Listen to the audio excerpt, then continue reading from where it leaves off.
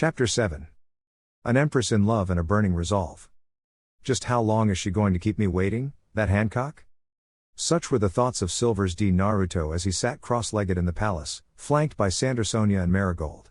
Had he taken the time to take it in, he would have thought it a marvelous place, all silk and softness and such, but he really wasn't focused on this. He'd accepted the invitation and come as per Hancock's request, but he was still wary. Surely she was up to something. She must be. I want to show you something. While he did not doubt his ability to handle any attack, he remained doubtful of the sister's intentions. He had an inkling of what she intended to show him, precisely why he was wary. But he'd already accepted their invitation, and it wasn't as if he could just leave, so he crossed his legs once more and bid himself be patient. I should be thanking you. Sonia smiled suddenly from where she sat beside him. Arigato. Naruto flushed briefly. He wasn't used to receiving praise from anyone other than his parents. Why, you don't have to thank me. It was the right thing to do. Sonia's 1,000-watt smile didn't lessen in the slightest. If anyone had seen the mark on our backs, we wouldn't be able to stay in this country. Marigold confirmed, turning aside from the curtain placed before them. We have you to thank for keeping our secret safe. An old dread settled into Naruto's gut. About that. You may come in. Hancock's voice called from behind the curtain. I said come in, man. Her words sounded strangled, forced. Naruto had no intention of doing that. What if she were waiting to ambush him on the other side? Inside? Inside the curtain. All right. His fingers closed on the gossamer silk drape and drew it back. And froze. Hancock reclined before him, laid back against the cushion that was her serpent. She was naked. Naked, as the day she was born. He could see nearly every inch of her, from those raven tresses strewn across her lush breasts to her flawless curves, all was laid bare for him to see. The sight of her, nude, for the second time this day, stirred something in him. When first he'd laid eyes on her, he'd been too startled to feel anything other than shock and awe. Now, he felt something. This time, she was allowing him to see her like this. Were it not for the pink sash laid across her waist, he might have taken her then and there. Oi! Oi oi oi! Oi! Just where had that thought come from? If you're trying to turn me to stone, it won't work. He found himself cautioning, and immediately cursed himself for the lie. She totally could. If Hancock were to use her devil fruit powers now, he'd be stiff as a statue by dawn. Thankfully, she did not. She merely regarded him for a long moment, her crystal orbs boring deeply into his own sapphire. Rude as always. Hancock snorted at last. But that's all right.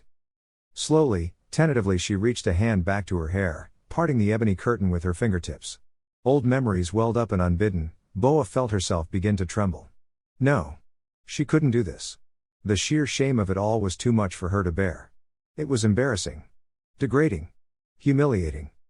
Oi, you don't have to show me if you don't want to. Hancock froze. She didn't have to? Didn't have to show him the mark that caused her such shame? The thought had never occurred to her before. This man, whom she'd thought to be a simple savage, was offering her a way out of this. A way out of the sorrow and the sadness engraved upon her back. This man, he, isn't a savage after all. Somehow, the thought lent her strength. She would do this. She would show him, and then he would answer her questions. Her serpent turned, presenting him with a view of her back. You said you knew about this mark, Hancock concluded. Please, take a look at it once more. Naruto stilled at the sight of it, the hook of the celestial dragons peering at him from her back. Where did you see this? She demanded. Do you know the meaning of this mark? Answer me, now. Her expression twisted in shame. It's not something I want to show people. The Dark Prince held his silence. Beneath his scar he felt his own brand burn in silent shame. This wasn't something he wanted to show anyone, either. Why don't you tell him? Hancock jumped at the age-old voice. Elder Neon? When did you get here? The wizened old woman showed no sign of remorse as she entered the room. If anything, she looked pleased. Now you have seen clearly how tolerant that man is, she said, indicating Naruto with her staff. Don't be afraid. Tell him everything you want to share. Abruptly she directed her gaze toward Naruto. Nayu. Nayu are the son of the Dark King, Silver's Rayleigh, am I right? There was a moment of awkward silence. Naruto sighed. Ah, you've gone and done it now, Ba-san. His scowl slipped from his face like running water, replaced by a small smile. Well, there you go. You finally know who I am. My old man's the Dark King. I guess that makes me the Dark Prince then, doesn't it? Rayleigh? The three sisters balked. This young man was his son? He's related to Rayleigh-san? Mari gawped. BBB butts, that's impossible. Sonia sputtered. I was certain he didn't have a son. Hancock shared in her siblings' awe. Slowly, she allowed the curtain of her hair to fall from her fingers, obscuring the hated brand on her back mark once more. The smallest of smiles lifted at her lips. At long last. Now she understood. Only the son of the legendary Dark King could possess such immeasurable willpower and determination. And his strength, he clearly derived most of it from that of his parent. The Dark Prince indeed. A fine and fitting name for a man such as him. It all makes sense now, you do resemble him, of a sorts. Really? Naruto tilted his head aside. Shaki-Kasan always said I looked more like her than anything. How can you be so casual after you caused such a sensation back in Sabaody? Nihon chest-easted, the former empress's snake staff unsi-oiling from her wrist, drawing a newspaper into an awaiting hand. Just look at this newspaper, Hibayami. Days ago, this man, at Sabaody Archipelago, near the Center Sea, caused a horrific and grave incident when he dealt death to a celestial dragon. If the Boa siblings had been startled by that first revelation, then this one floored the three of them. Eh? Che.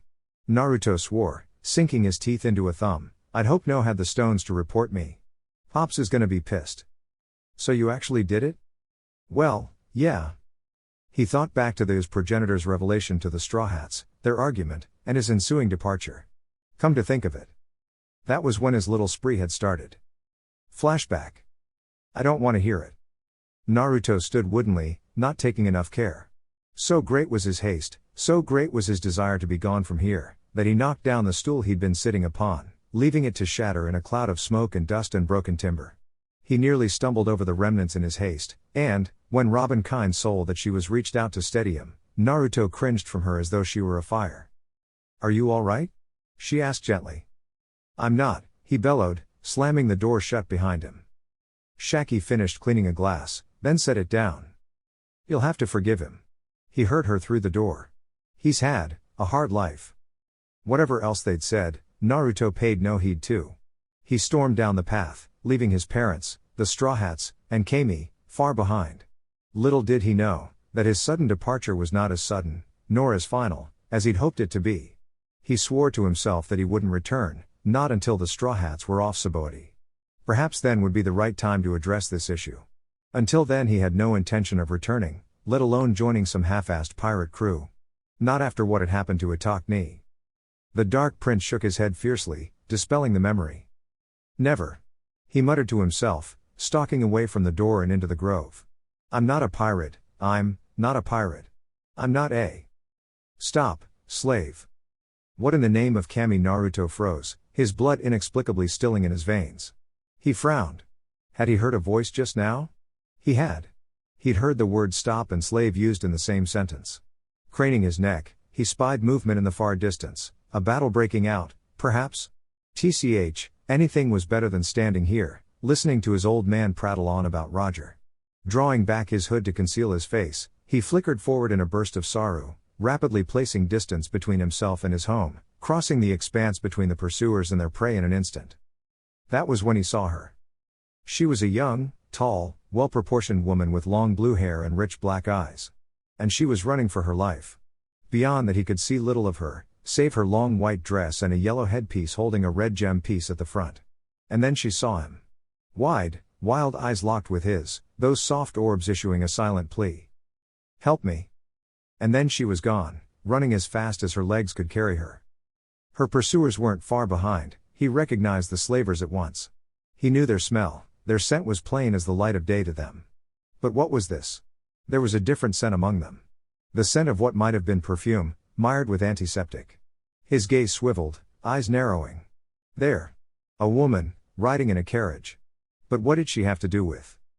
Naruto's teeth sank into his lower lip the moment he beheld the air bubble over the woman's head. Shit. A word noble. Of all the people to show up, it just had to be one of them, didn't it? He stood aside, allowing them passage almost before he realized it. He cringed as he saw the carriage she was riding on, because it was no carriage. She rode atop the backs of two men, thick collars tied to their neck. Those poor fellows, looked half dead, and that was being generous. Even as Naruto looked on, the slavers caught up with the runaway lass. One of the men caught the woman. Another knocked her down, forcing her to the floor. Then the beating began. Don't get involved. He wielded his trembling body. This isn't your fight. You've caused enough trouble here already. Don't get involved. Don't get involved. Don't get involved. The woman's chest began moving in earnest, hitching in small gasps of fear. Tears welled out of her closed eyes. Her mouth opened in a ragged oval. She was crying with her head in a vice between her knees. She was frightened, terrified, beyond belief. She was just a defenseless woman, damn it, she hadn't done anything wrong. Was her really going to stand here as those men railed on her, as they tore at her dress, and. Exclamation mark. Ashia, a cruelly familiar voice crowed over the din of her sires, my brother purchased you for 7,200,000 berry. Did you really think you could escape? Naruto frowned, his eyes widening in recognition. This girl, she must have been one of the slaves he and Rayleigh had set free. And that voice. I'm sorry Shalia-sama, Ashia sobbed, I promise won't try to escape again. Shalia? It didn't take him all that long to recognize the party responsible for her tears. That was Saint Shalia at the head of the group, the very same Tenryubito he'd nearly slain back at the auction house before Rayleigh had stayed his hand. She held a collar tightly in her hands, her intentions clear. She was going to put that collar on her. Make her a slave again. Naruto hastened his pace, shoving his way through the crowd of spectators to reach the pair. The fools, thinking him a mere spectator, allowed him to pass, unaware of the turmoil raging inside the blonde's body. His blood had been icy for so long, with only the occasional flash of heat to prevent him from freezing. That same heat rose as he saw her. Now that blood was molten, scorching in his veins, warming him up. Sweat rose and beaded on his brow, between his shoulder blades and trickled down his stomach.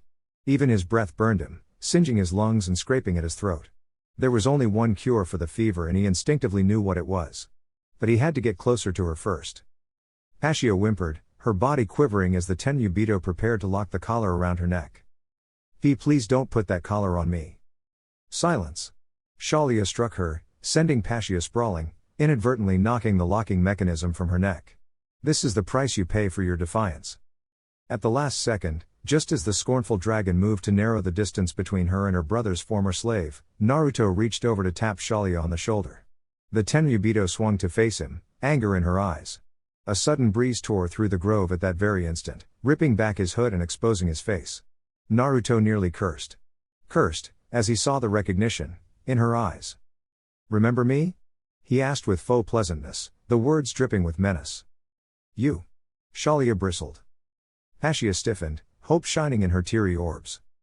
Please. She begged. Help me. You insolent. Shalia whirled to strike at her again. Naruto's hand locked around her wrist like a vice, holding her fast. The Tenryubito struggled against him, but to no avail, forced to stare into the blood-red eyes of her aggressor. His fingers bit down with superhuman strength, eliciting a yelp as they crushed the bone beneath, hairline fractures etching across the length of her wrist. Get your filthy hands off of me, you Kamo-oof. Naruto said nothing, but he struck like a serpent, yelling his fury and giving his body the sharp countertwist that made his kicks so blindingly fast and powerful. Even the girl, who was looking straight at him, barely saw the strike. Naruto's shin burst through the air bubble, and crushed against Shalia's face. Crushed it, inward. The crunching squish of her nose being obliterated split the sudden silence and then she was gone, tumbling head over heels across the grove like a flopping fish, flipping forward into her unprepared guards. The crowd gasped. Someone cheered. He hit a Tenryubito. He did. Is that guy crazy? He'll alert the Navy. You worm. Shalia shrieked as she picked herself up, clutching at the ruined remnants of her nose. How dare you touch me? How dare you? I'll bring the Navy down on your head. Do you hear me? I'll make life itself a living hell for you. I will have you squirm and writhe and suffer and beg for me to end your wretched existence. You'll regret the day you ever. The rest of her words were lost in a yellow flash. Iter you, Nididri. Naruto didn't hesitate in the slightest way, he stepped forward, unsheathed his sword, and lopped off her head in a swift, brutal movement. There was a sickening squelching sound punctuated by a bloodied gush of arterial spray as Shalia's head rolled from her shoulders, and into the air, her expression forever frozen in arrogance. She'd believed her title would protect her, right until the very end. The Dark Prince didn't pause to admire his handiwork as he sheathed his blade, nor did he stop to care for the blood covering his body. Gore stained his visage, one that rounded on the remaining slavers as swiftly as a coiled serpent. Anyone else want to try and capture this young lady? He challenged. He killed her. Someone screamed. He actually killed a Tenryubito. Let's get out of here before an admiral comes. Damn right. Naruto had to forcibly restrain himself from slaughtering them as they fled. He'd saved the girl this Passia, and in the end, that was all that mattered. She was safe now. He'd get her somewhere safe, and then he would get the hell home, hunker down and pray no one was fool enough to report Shalia's death. Extracting a rag from one of the many pouches of his vest, he began to dab the blood off his mouth and chin. It was not until her unfamiliar voice rang out that he deigned to remember the reason for slaying Shalia in the first place. Anyo, who might you be? Naruto turned, peered at Passia for a moment and warred with himself, fighting the rising heat in his face. How should he identify himself? His heritage wasn't a well-known fact and he preferred to keep it that way. But he had to tell her something, damn it. A friend, he relented at last. He reached down and ripped the collar from her neck, reducing it to so much slag in the palm of his hand, cast aside in the next instant. Then he offered his hand. Tentatively, she accepted it, fingers curling against his own as he helped her to her feet. She stumbled at first, her knees knocking together as she struggled to stand. Careful, he cautioned. He wasn't at all prepared for what Passia did next. She leaned into him with a small and sultry smile, curves pressing against his body. Naruto couldn't help himself. He shuddered. Gone was the frightened slave she'd been mere moments ago, in her place was a woman willing to repay him for his service in both body and soul. He could understand her earlier fear at being recaptured, but this? This baffled him. Extremely so. My hero, she whispered, planting a soft kiss against the blonde's whiskered cheek. Naruto sputtered in surprise, his earlier bravado vanishing in the wake of this sudden and unexpected act. How can I ever repay you for saving me, my master? Her breasts rubbed up against his arm in a silent plea, her eyes heavy-lidded with desire. Surely you've earned a reward for your noble actions. Naruto nearly bit his own tongue off. Master? Now wait just a damned minute. He was no one's master. With a supreme effort of will he took her by the shoulders and held her back at arm's length. She blinked, clearly puzzled by what she perceived as a rejection. There's no need for that. He shook his head. You don't have to force yourself. Her smile, when it came, was unexpected. Ara, but I'd much rather repay you for your kindness. Passia shook his arms off and stepped forward to ply her curves against him again, fingers playing across his chest, her lips brushing the outer lobe of his left ear. After all, I'm very grateful for what you've done. Naruto felt a thin line of blood trickle from his nose, one he promptly sniffed back up as her hands trailed towards his face, cupping his chin. Kuso. Curse his weakness for all things woman. He'd always been this way and made a conscious effort to avoid them. No chance of that here. He was beginning to realize Passia wasn't going to be dissuaded, she obviously had a serious case of hero worship going on. Well, if you insist, then who am I to refuse? The dancer smiled and took his hand, leading him along. This way, master. End flashback. Was it worth it? Yes. Did he regret it? No. Nevertheless, he still felt a tad uncomfortable beneath the sister's stares. He'd done the right thing. Discovering Passia was a dancer had been a bonus. Getting a lap dance out of the bargain and being called master? Well, that was something he preferred not to think about. As for Passia's safety, well, he couldn't dwell on that, either. He'd brought her to a safe house he'd prepared in case of such emergencies, leaving her with strict instructions and a den mushi to contact either his father or mother if he didn't return in at least 3 hours. He knew they'd arranged transport for her off the archipelago, which was good. Naruto didn't quite know how he felt about the woman referring to him as Naruto-sama whenever she was in his presence. That, and he didn't exactly feel like explaining to Shakika-san just how he'd come into her company. Don't get me started on the old man. A swift glance at his father's Vivre card revealed that Rayleigh was at least in good health. The paper hadn't smoldered any since he'd found himself on Amazon Lily. He knew well enough that his father would never allow himself to be captured by the Marines, but did that mean he? Thankfully, the Kuja didn't give him all that much time to dwell upon either. Killed a celestial dragon? Hancock gawped. Nice. Neon replied. Quite frankly, it's a miracle he managed to get away from the supreme powers at the Center Sea after that. And in only a couple of days he arrived here at Amazon Lily, so far away. It's all beyond our understanding. Just who are you? Marigold gawked. I already told you who I am, Naruto flushed, and by the way, I don't feel one bit sorry for what I did to that celestial dragon. I may not be a pirate, but even I know when someone deserves to die. His eyes flashed with fury. Trust me when I say she was long overdue. Hancock swallowed nervously. Then. Ara? It is true that you killed a Tenryubito? Naruto nearly facepalmed. Oh, for the love of. He flung up his hands in exasperation. Yes. I did it. I butchered her like a dog and I'd do it again. He wasn't expecting the tears. The ones who put their lives at risk to challenge these celestials, like him. All at once, the pieces clicked into place. Then, there are still fools like that, in this world. Wait, so I'm a fool now? Naruto couldn't help but bristle at the insinuation. No. Hancock shook her head. I'm sure you already know this much, but I'll inform you anyway. This mark tells everyone that whomever bears it is subhuman. Her lower jaw clenched in place and her tongue went still, refusing to form what she wanted to say. She nearly choked on those dreaded, awful words. We bear it because we three were once slaves of the world nobles. For a moment, just a moment, Hancock though she felt killer intent from Naruto. It wasn't directed toward her or her sisters, just a nameless sense of menace and fury, itching to lash out. A seed of doubt planted itself in her mind. What had been done to him to make him so angry on a sudden? She knew many despised the Tenryubito for their cruel and callous deeds on a global scale, but she sensed this hatred was deeper than even she knew. Much deeper. The way those irises flickered intermittently between sapphire and scarlet offered no clues to his thoughts. At last, Naruto seemed to recognize what he was doing. He shook himself with an effort, his anger abating. Continue.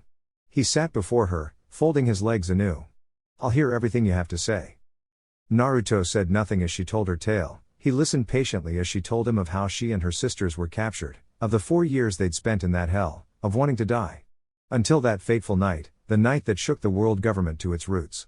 The night Fisher Tiger stormed Mariehoa, freeing slaves of all races, including her and her sisters. As her story drew to a close, Hancock noticed something in the man. There was an odd gleam in his eyes, as if he had something he desperately wanted to tell her, yet could not bring himself to utter the words. Hancock continued. Surprisingly, when we were slaves, we were forced to eat the marrow and heavy fruits for their entertainment, and that enabled us to deceive our nation and preserve the secret. If you didn't cover up Sonia's back at that moment, it would have been impossible for us to stay on this island. When the tears came this time, she could not defend against them. I don't want anyone to know about our pasts. I won't stop at deceiving a whole nation to hide it. We won't open ourselves at any price. She curled her knees into her chest and buried her head between them. We don't want anybody to take advantage of us again. I'm scared of being caught off guard. It terrifies me. I can't take it. Strong arms closed around her back, the hard notes of a strong body joining to hers. Hancock froze, her body going slack as Naruto embraced her. Because Naruto was doing just that, his scarred arms wrapped firmly around her waist, drawing her close to him. She'd been caught off guard. Her first instinct was to scream and strike him, to lash out and slap him aside. But she couldn't. Instead, she found herself succumbing, growing weaker and weaker within his arms. Yosh, he cooed at her quietly, rubbing the small of her back in smaller circles. It's all right. I understand. You don't have to say any more. Unshed tears stabbed at Boa's eyes, trailing down her cheeks to mingle with a small sob. When was the last time a man had embraced her? Never. She couldn't recall ever being hugged by anyone other than her sisters. Even Sonia and Mari hadn't held her like this. Though they were sisters, it was always fleeting. A touch on the shoulder, the occasional kind glance here or there, because they knew their sister couldn't emotionally handle anything more. And yet this man had seen her in her moment of weakness and chosen to embrace her. Knowing the risk, he had still done so anyway. Uncaring for her nakedness nor her breasts pushing into his chest, he still held her like this, comforting her. Comforting her. Once, the notion might have galled Hancock. Now, she didn't know what to feel. Let go of me, she whispered. No, Naruto said. I said. And I said I'm not letting go of you until you calm down. His words were fierce. Adamant. Something about the way he said them, it stirred something in her. Do as you wish. She tried to say that, but it came out garbled, sounding like, do as I wish. Sister. Hancock heard Sonia and Mari gasp as one, baffled by her unexpected reaction to the man in his embrace. She could have sworn Elder Neon was smiling, but she daren't raise her head to look. She felt naked in the man's arms, and not just because of her lack of clothing. It was as if all her barriers had been stripped away in an instant, leaving her bare before his gaze. And he wasn't even looking at her. She could feel his chin resting on her shoulder, refusing to take advantage of this rare opportunity. Hancock felt the tears coming again and was powerless to stop them. This man. A sob exploded out of the back of her throat only to be muffled by his shoulder seconds later. You've really been holding it in, haven't you? Naruto wondered aloud. Boa said nothing as he murmured this into her ear. When he took a hand from her waist and began stroking at her hair, it was all she could do to sit still, her fingers clenching against his cape. She had to remind herself over and over that he wasn't going to hurt her despite knowing nothing of th sort. She felt his calloused fingers trace across her back, not groping or touching, merely massaging the tense muscles beneath. Somehow, the knowledge that he wasn't going to hurt her broke something inside Boa Hancock. Naruto rocked her back and forth as she began to cry, whispering soft nothings into her ear. All the while the hairline fractures in her heart of stone began to spread, splintering into a break, then a fissure, and finally an outright collapse until the tears finally stopped falling.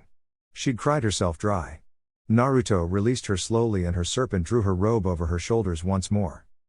Better? The question was so innocuous it nearly brought on the tears again. Thankfully, she hadn't anything left to cry. Ho! Elder Neon said suddenly, surprising them all by hopping up onto her snake staff, swaying to and fro, wrinkled lips quirked in amusement. But this the first time in a long time that you've shown your emotions like that. Recently I thought you'd turn to ice, me. Hancock lurched to her feet, nearly knocking Naruto over in her haste to rise. Shut up. You're a traitor who left the country behind. I don't want to hear such things from you. You should be the one shutting up. The elder retorted, ceasing her swaying at once to glare at her. As always, Boa nearly faltered beneath that icy stare. You three were miserable and didn't know how to return to this island after you ran away from the Tenryubito. Who brought you back? You should be thankful that I was living outside this country. HMMPH. Hancock whirled so no one, least of all Naruto, could see the rising flush on her face. You speak of a small favor. What did you say? Neon-sama. I always kept an eye on you three as a mother would. And you call that a small favor, me? Hey, getting your hands off of me, Mari, Sonia. Laughter resounded behind Hancock as her sisters gently restrained the comically enraged elder from throwing herself at their sibling and quite possibly, her death. The dark prince chortled softly from where he had fallen. Quite the little family you have here. Why yes. Hancock couldn't believe she'd managed to wring the words out before 4 years' worth of foul memories consumed her. Memories of pain and chains and burning brands. Of harsh words and blows and old fellows who treated her like a mere toy for their sick and twisted amusement. Boa shivered at the mere thought of it, of what she had shown this man, what she had told him. He knew everything about her now, the awful truth of her past. And he spoke to her so lightly, as though he considered the matter closed. But Hancock had yet one more question for him. She felt her fingers clench around the hem of her gown, just above her breast, her lips trembling at the thought of asking. Are you going to look down on me, a former slave? There was a silence. Hancock. Naruto stood abruptly, casting off the coat bequeathed to him upon his triumph in the arena. You showed me your back. Now there's something I want you to see. His upper body was suddenly exposed, laid bare for their eyes to see. Abruptly he turned in place, offering her a second glimpse of that thing upon his back. She had seen it during his bout with Sonia and Mari, but that had been from a distance. Up close, the sight of it made her stomach lurch in revulsion, its bile rising in her throat. Look at this. He gestured to his back, indicating the horrific scar he'd inflicted upon himself. Do you see this mark? Hancock nodded, a swift, jerky bob. Such a horrid wound. What manner of beast or blade could have possibly inflicted such an injury upon him? And it was in the exact same place as her mark, no. A snake of dread coiled in Boa's stomach, a snake, of losing everything she'd ever known. This man wasn't, he could not be. Where did you get that? I did this to myself when I was a kid. Naruto admitted, his voice rising over her gasp of surprise. To cover something up. His chin clenched, a muscle jumping in his jaw. It hurt like hell at the time, but I did it was either that or bear it for the rest of my. You see, He drew a deep breath and breathed it out in one gasp. I was a slave once, too. Exclamation mark. Hancock's heart hammered in her chest. No. This man. He couldn't be. Sonia's long tongue brushed her lips, showing her disbelief. You're kidding. Right, sister? It was like everything you just said. Naruto's teeth sank into his lower lip to stifle a sob. When I first saw that mark on your back I knew you must have suffered, but to go through something like that at such a young age for 4 years and survive, it must have been harsh. No, it probably was harsh, he shuddered. I was only 10 when I was taken. You see, I was always strong for my age, and that attracted attention. I was taken before I knew what was happening, and a slave for 2 years before I managed to escape, but, during that time. Hancock saw the ghost of sorrow flit across his face. What she could not see was the ghastly memory he was experiencing. Don't leave me behind. Naruto shook himself and forced a laugh, banishing the voice from his past. Well, that's in the past. He reached down for his coat, draping it across his shoulders once more. But to answer your question, why the hell would I look down on you? Sure, you might have seemed uppity and everything when we first met, but I understand that now. And besides, did you not get the fact that I killed a Tenryubito? I fucking hate those guys. Hancock's fist unclenched. She sniffed, a light flush rising to her cheeks. A laugh slipped past her lips, incredulous and disbelieving. Sylves D. Naruto, he truly was something else. Incredible. Remarkable. Arrogant, and yet oh so humble. She doubted she'd ever find another man like him in all the world. I like you, Hancock laughed, scrubbing at her eyes with the back of a hand. Didn't you say you had one more wish? Very well then. I'll give you a ride. Really? Naruto gawped. Of course. She smiled. I do not lie. The Kuja pirates will carry you to Sabaody Archipelago. You should rest well tonight to prepare for the journey. Ha, Naruto laughed. This is great. I'm getting off this island tomorrow. So ensorcelled was he in his own enthusiasm that he nearly missed it. Hancock suddenly faltered in her step, a strange look entered her eyes. They narrowed for the merest moment, misting with tears. She clutched at her heart with a hand, her fingers clenching over the fabric of her vest. And then it was gone, as swiftly as it had come, leaving the Dark Prince to wonder if he'd only imagined it. Sonia. Mari. Make sure Naruto has a seat for tonight's banquet. Naruto blinked. Banquet? Crap, that's a lot of food, Naruto guffawed some hours later at the sight of the banquet laid out before him. Come to think of it, he hadn't had a decent meal since he ate that boar yesterday. But Naruto wasn't Luffy, he didn't gorge himself. At least, not right away. He took the place reserved for him, doing his best to ignore the reserved grumbles elicited by his presence. Needless to say, the food proved delicious. There was sea king meat and, over there, steak, and pasta and. What's he doing here?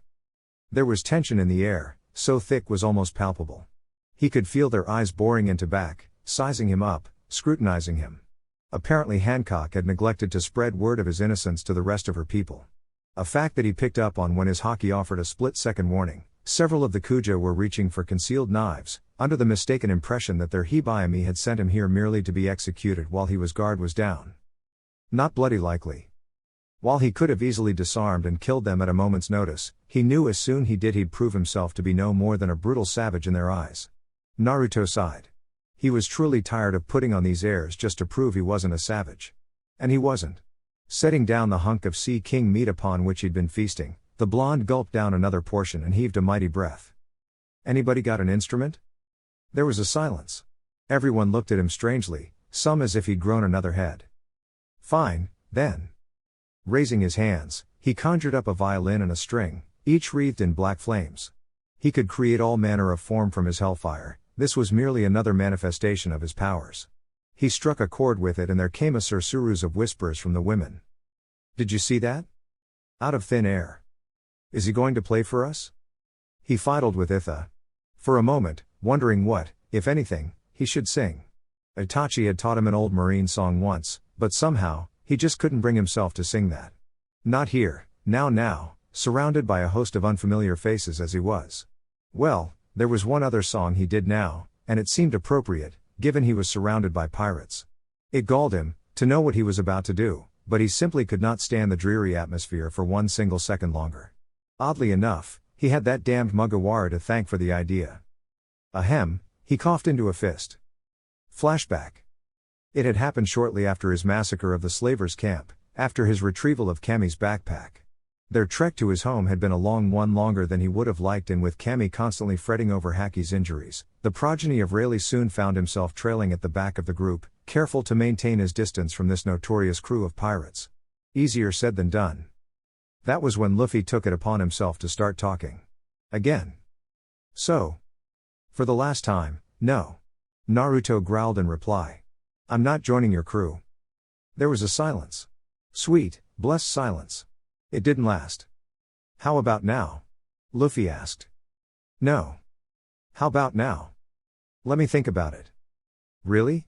Luffy walked in front of him for another 10 seconds, unable to keep the delight from his face. Now? No. Naruto finally exploded, smashing the rubber man backwards with a hearty headbutt, sending him sprawling into a nearby tree.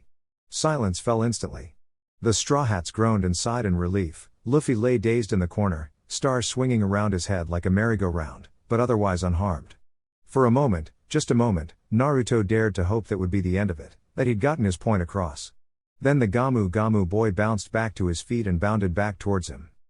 How did you do that? He asked in awe. It's called a headbutt? I believe he's referring to how you were able to injure him, Naruto. Rayleigh piped up from where he walked at the front of their little group. Naruto glared bloody red daggers at his progenitor. Like hell he was going to tell this damned Mugiwara about Haki. Yeah, that.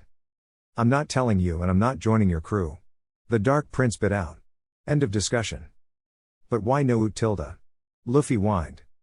Because I said no. Naruto all but growled. You want to get set on fire or something? Ooh-oh. Luffy's eyes practically shone at that. Then you're just like Ace? Huh? Naruto blinked. Who in the 9 circles of hell is that? He's my big brother. Again, I don't know Ace. You'd probably know him as Fire Fist Ace now. Robin elaborated. Naruto abruptly went still. Fire Fist Ace. Mugiwara, that man, is your brother? He felt a muscle jump in his jaw. Oh. Have you met him? Oh, I've met him all right. Naruto growled. That bastard, he? Never mind. The Dark Prince forcibly snapped his jaw shut. Brother or no, this punk wouldn't understand the grudge he bore against that upstart. Fire Fist Ace. That bastard, he. Just leave him be, Luffy. Sanji cut in, blowing a thin line of smoke from his cigarette. He doesn't look like the kind to have any sort of ambition anyway. Hell, he probably doesn't even have a dream. Just like that his reality returned with a deafening clang. That damned mustache eyebrow. Make fun of me, will you? Pa. Naruto snorted. Says the shitty cook. Sanji actually jumped. What, did you call me? I said shitty cook. Kono. Zoro laughed at that one. Hey, I like this guy. Urasai, Baka Maramo, Sanji snapped. At least he doesn't go left when he's supposed to go right. Nanda? The swordsman growled. You're getting awfully big today, shit cook. You wanna go, shitty swordsman? Bring it on. I'll cut you in half. Urusai. Nami shrieked, her fists raising merciless lumps on both of their heads. You guys are giving me a headache. Go argue somewhere else. Hi. Nami Swayan. Sanji lover Boyd. So? Luffy began again. He should join. No. Nami, Sanji, and several others screamed, whacking him over the head in unison. Stop asking that. Zoro cocked his head, contemplating the blonde. Well, I don't have a problem with. Shut up, Marmo, Sanji snapped. No one asked you. I think he's interesting, Robin concluded with a smoldering glance. Naruto flushed. Don't look at me like that. Wouldn't you agree, Cook-san? The archaeologist asked. Of course, Robi Chuan. Sanji abruptly reversed his stance on the issue. Whatever you say. I super agree. Frankie echoed, striking a pose. Usopp frowned. I dunno. He seems normal, Chopper said timidly, throwing in his 2 cents. I disagree. Nami barked, throwing the reindeer's 2 cents back down his throat. He's a demon. Any time and every damn time Luffy sees something or something cool he wants to make it a nakama. Their navigator muttered blackly, shouldering her climatact. And it doesn't help that you lot keep agreeing with him. Just look at that guy. He blinked back there and set those Marines on fire. Who does that? A monster, that's who.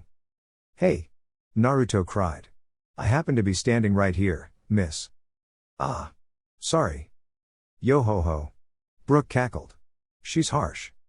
It's no use. Naruto bemoaned his situation as their conversation continued without.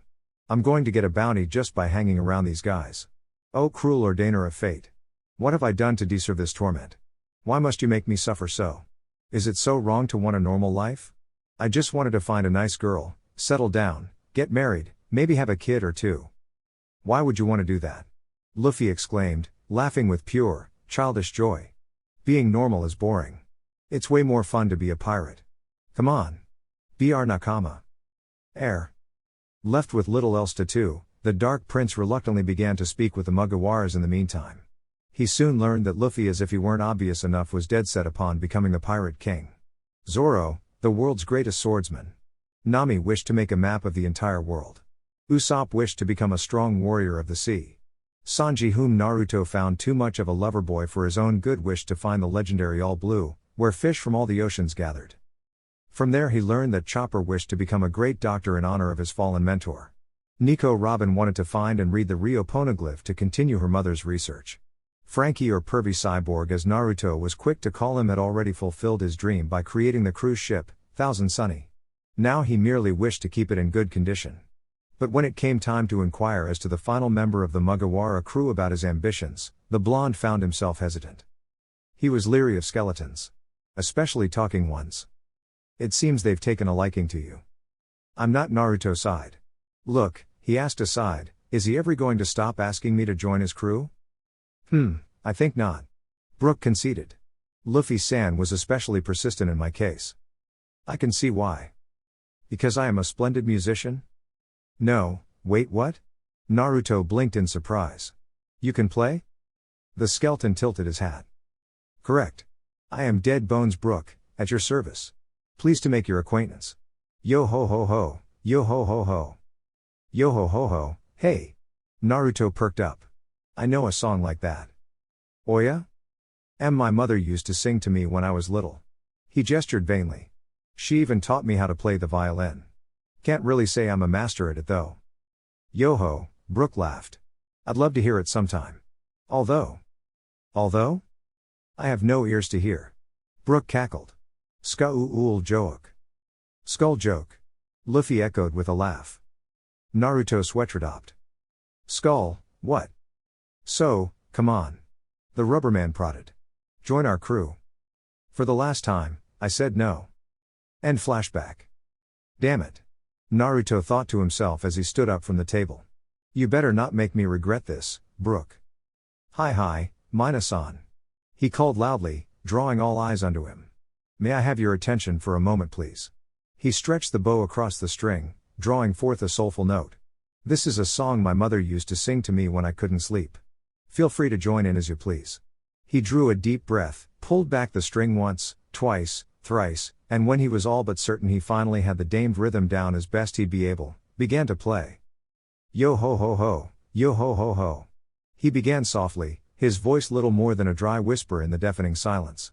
Yo ho ho ho, yo ho ho ho, yo ho ho ho, yo ho ho ho, yo ho ho ho, yo ho ho ho.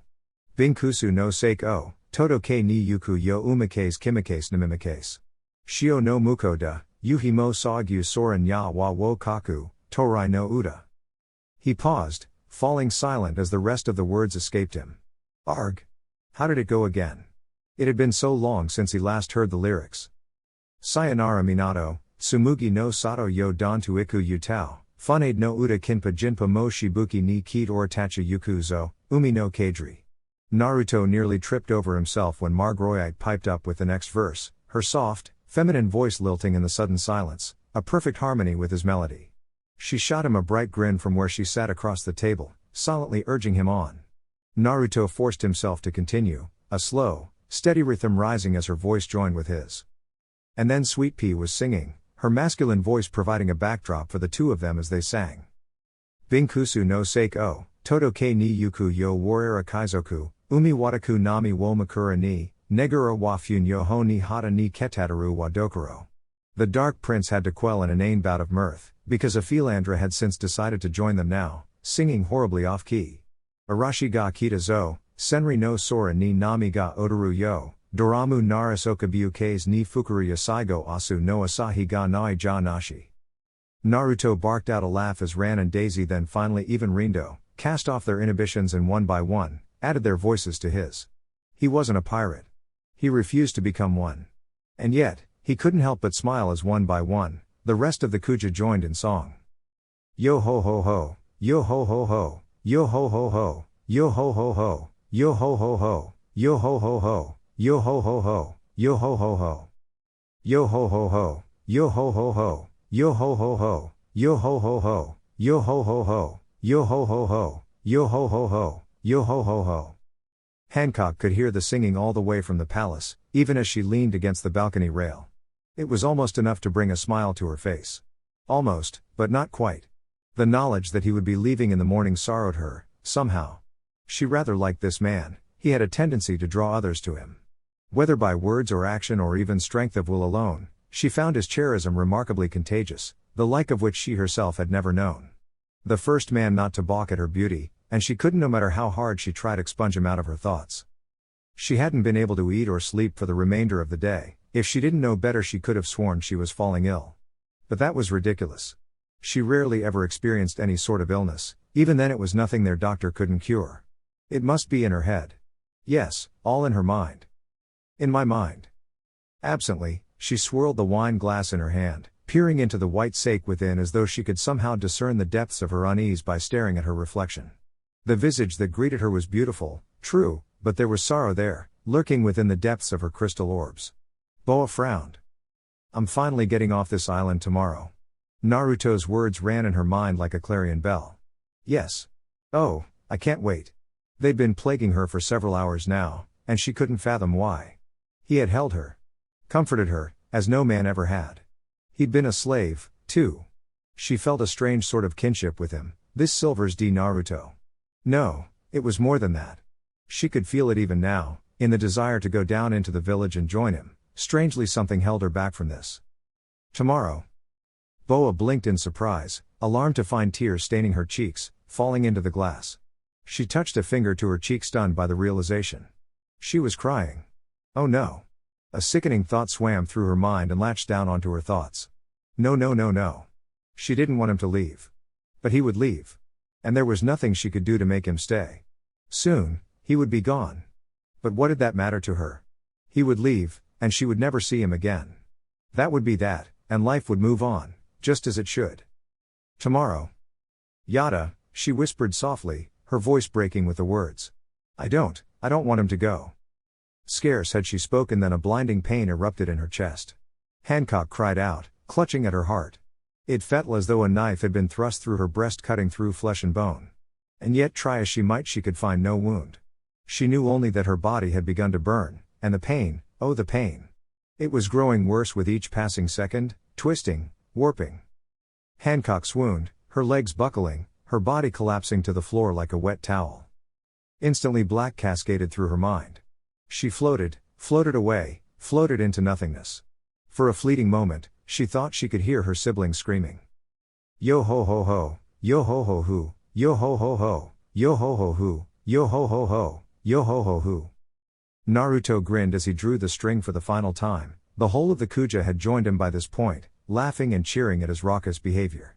He could feel the warm burn of sake in his stomach, slowing his motions and dulling his thoughts, but it did little to cull his enthusiasm.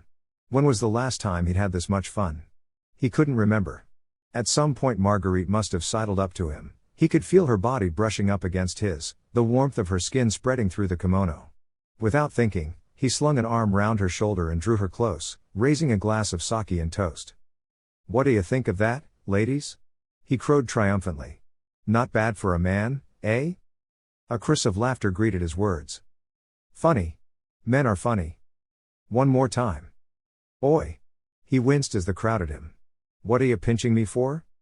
Eventually, all that attention became a tad overwhelming. Everyone wanted to touch him, poke him, or see him burst into flames. While the Dark Prince had no problem with the latter, he was not keen on touching and being touched by so many women. Thankfully, Margaret managed to help him effect a quick escape to Elder Neon's place at the edge of the village. He'd even managed to drag a rather large haunch of sea king meat with him. What's Maiater, Margaret? Naruto turned out to be quite popular among the women of the village, she giggled. The Dark Prince groaned between bites. He had the pinch marks to prove it. Scary. Women were scary creatures indeed. Not only had they wanted to touch him, some had wanted to be picked up, others touched, and a choice few wished to kiss. It was too much for him to take in. And then they wanted to see his devil fruit ability. Well, men are unusual beings here after all. Naruto made a squelching sound as he swallowed. Oi! I'm not that unusual, Ba-chan. This place is at the Syo learner of the village. Take your time here. And who are you calling Ba-chan? Sorry, you just look like a Ba-chan to me, you know? Get him some tea or something, Margaret. Neon waved the Amazon away. He's probably going to get thirsty after eating all that meat. Hi. What's that you're reading? Naruto asked, finally noticing the newspaper in old crone's hands. The news coup don't deliver to the calm belt, so it's become difficult to get thais. Neon explained, turning a page in the paper. The empress of our kingdom is a warlord, so why should at least keep up with what's going on in the world? Naruto continued to chew on the meat, but at these words he frowned and forced himself to swallow. Who's a warlord? Neon blinked, as though she somehow expected him to know this. Hibayami. There was a silence. Eh? Naruto gawped. She's a Shishibukai? Why didn't anyone tell me this? Don't you read the newspapers? Neon asked. Nope. The blonde shook his head. How was I supposed to know something like that? Hibayami became the empress of this kingdom and captain of the Kuja pirates 11 years ago. She was still so young, but after just one voyage, a bounty of 80 million was put on her head.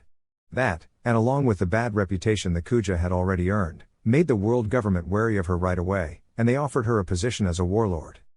Here's some tea. Naruto blinked as Margaret set down a glass upon the table. But now that title is in danger of being lost, because... Naruto blinked. Because? Nanda? Naruto's shout was loud enough to be heard halfway across Amazon Lily. The Shishibukai and Marine headquarters are going to do battle with Whitebeard? Are they insane? He knew enough about the world's strongest man from what Rayleigh had told him, just as he knew to face such a titan was tantamount to suicide. When did this happen? Before I say anything else, you should look at this, Naruto. Elder Neon offered him the new paper she'd been reading. There is something you should see. The Dark Prince accepted it with some confusion. I don't see what could be more important than Shirohige starting a war ga? Naruto blew a smoke ring and promptly passed out.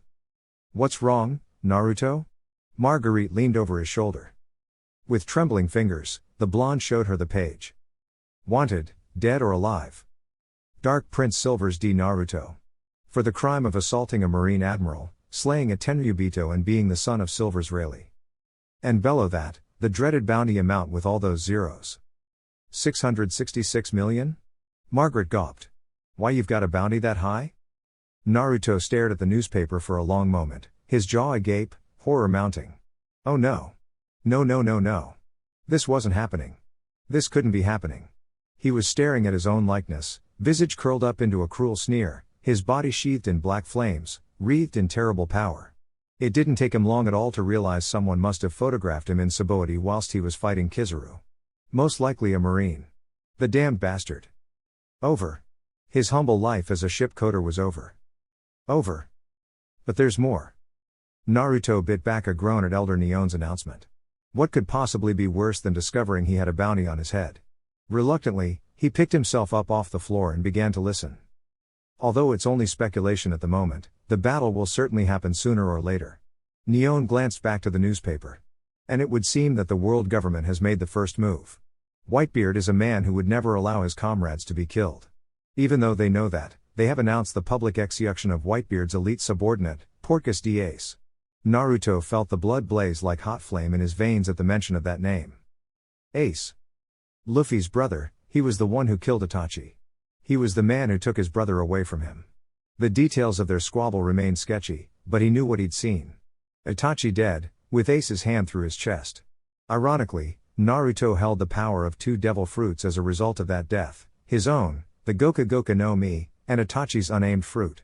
To this day, he was still discovering just what manner of power his older brother had wielded, the foster brother that Fire Fist Ace took away from him. He was Luffy's brother. On some level Naruto knew it wasn't right to just snuff out Ace's life for an old sin, it would surely make Luffy suffer. Wherever the Rubberman was now, he was surely fighting against whatever forces that held his elder sibling captive, with all his might. Even so, he had sworn vengeance against that man. Undaunted and unaware of the raging turmoil taking place within the young prince, Neon continued, I heard that a pirate called Blackbeard managed to join the warlords by capturing Fire Fist Ace. The world government intends to take full advantage. Ba-chan. Of this large chip. Ba-chan. They've gained against Whitebeard. Ba-chan.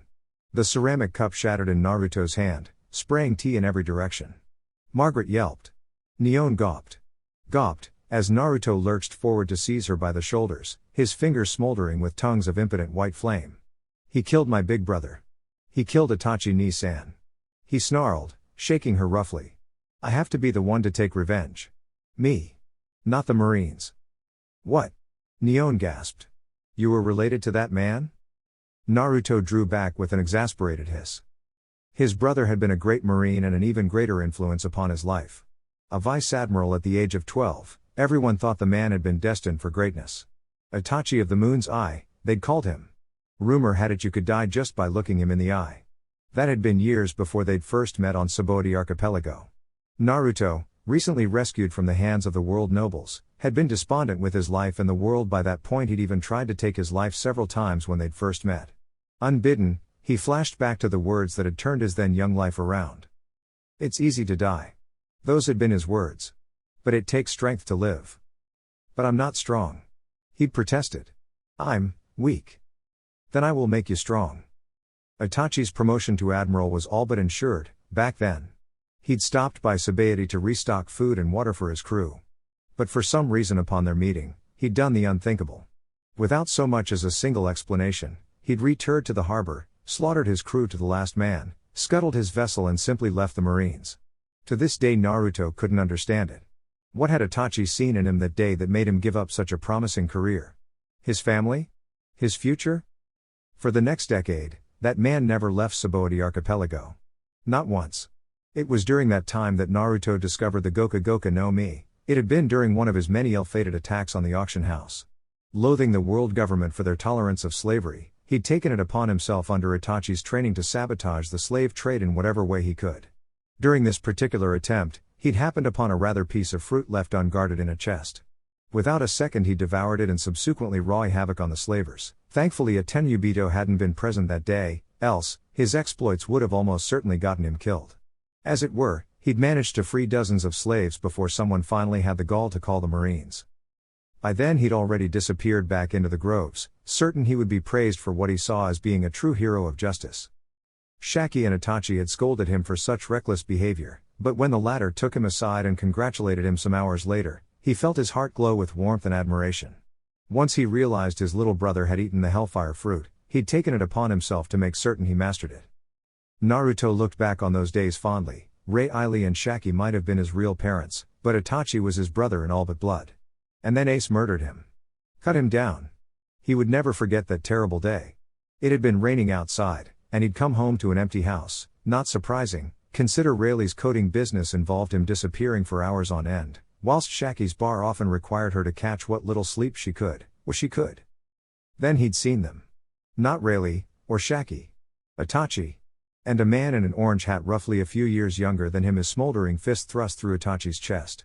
He remembered looking on in shock, then horror as the stranger tore his blood-soaked arm from Itachi's chest. There were tears in his eyes that day. Why did you kill him? He told me to. Liar. The culprit had barely escaped with his life that day, but he'd got away regardless. Naruto would later learn the murderer's identity. Fire Fist Ace. A pirate. And in Naruto's experience, all pirates were born liars. All of them. But he refused to dwell on that now. He chose happier memories instead. Naruto had loved Itachi. Loved him like a brother. The only thing that kept him from joining the Marines in emulation of his sibling was the knowledge that they served the Tenryubito, whom he wanted dead more than anything else. Sanji might have claimed that the Dark Prince had no dream, but he did. His dream was to topple the world government, the government that let cast Itachi out and then covered up his death, labeling him as a traitor and his demise as an accident. Where will Ace be executed? Naruto demanded to know. He wouldn't let this chance slip away. Even if it meant infamy. Or worse, death. Neon returned her attention to the newspaper. It says it will take place in the plaza of Marineford, where the Navy HQ resides, in a week, which would be 6 days from today.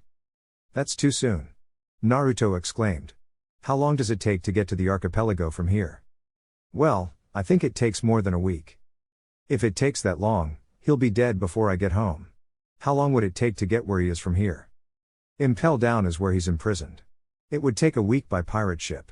Or 4 days by a Navy ship. Then. But. Neon interrupted. There was a recent break by another infamous pirate, Monkey D. Luffy. Luffy? Naruto forcibly bit his hand to keep himself from shouting. That idiot. He knew at once where the rubber man had landed. Impel Down. Kuma must have sent him there. No one knows exactly how he made it into Impel Down.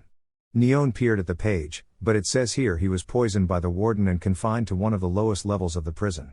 He's almost certainly dead by now, or if not, he soon will be. They're refusing to allow anyone into the prison until the time of Ace's execution. So they haven't moved up the date? Naruto mused, taking his teeth from his hand. Now that he'd calmed down, his mind was beginning to work again. Surprisingly, he felt a pang of sorrow for Luffy. The kid might have gotten on his nerves, but no one deserved to die alone like that. Luffy. There was no way he would make it into Impel Down. Not with all that security. Which meant his only chance of taking revenge was when the Marines finally released him for execution. At Marineford. There was bound to be even more security there, the 3 admirals and the warlords. That's it. It was a crazy plan, but it just might work. Naruto? Margaret must have noticed his smile, because it was positively beatific. Why are you smiling? Neon frowned. He told them his plan. You know how reckless this is, Neon warned once he'd finished explaining this. And how big this battle is going to be, right? It's as futile as a single ant jumping into a storm. You might get cast aside without even a chance of doing anything. Naruto shook his head. Even so, I have to do this. I have to go to Marineford. Neon sighed. Until now, Hibayami has obstinately refused to answer the call for the warlords to assemble. If she were to respond, she could take advantage of it and use her status to aid you in your plan and sneak you aboard their battleship. There's a slim chance of it, but you just might succeed. But once you get on that ship, there will be no turning back. You might be shot as soon as they see you. Well damn. Naruto nearly laughed at this devilish luck. You mean there's actually a Navy ship here? Nice. She conceded. Then there's no need to worry, Naruto grinned. With my ability, I won't die easily. I'll come back as many times as I have to. I'll even sell my soul if that's what it takes. Alright, Neon sighed. I suppose you should go ask Hibayami herself. If there's anyone she'll listen to, it's you. Everything started to go awry the moment they reached the palace. A young Amazon all but bowled them over the moment the doors opened. She appeared visibly relieved to see Neon, although she practically ignored Naruto. Everything about suggested haste. She was covered in cold sweat, her pupils widened and dilated with fear. Neon-sama. What's wrong, Inshida? What's your rush? Thank Kami. She heaved a heavy breath.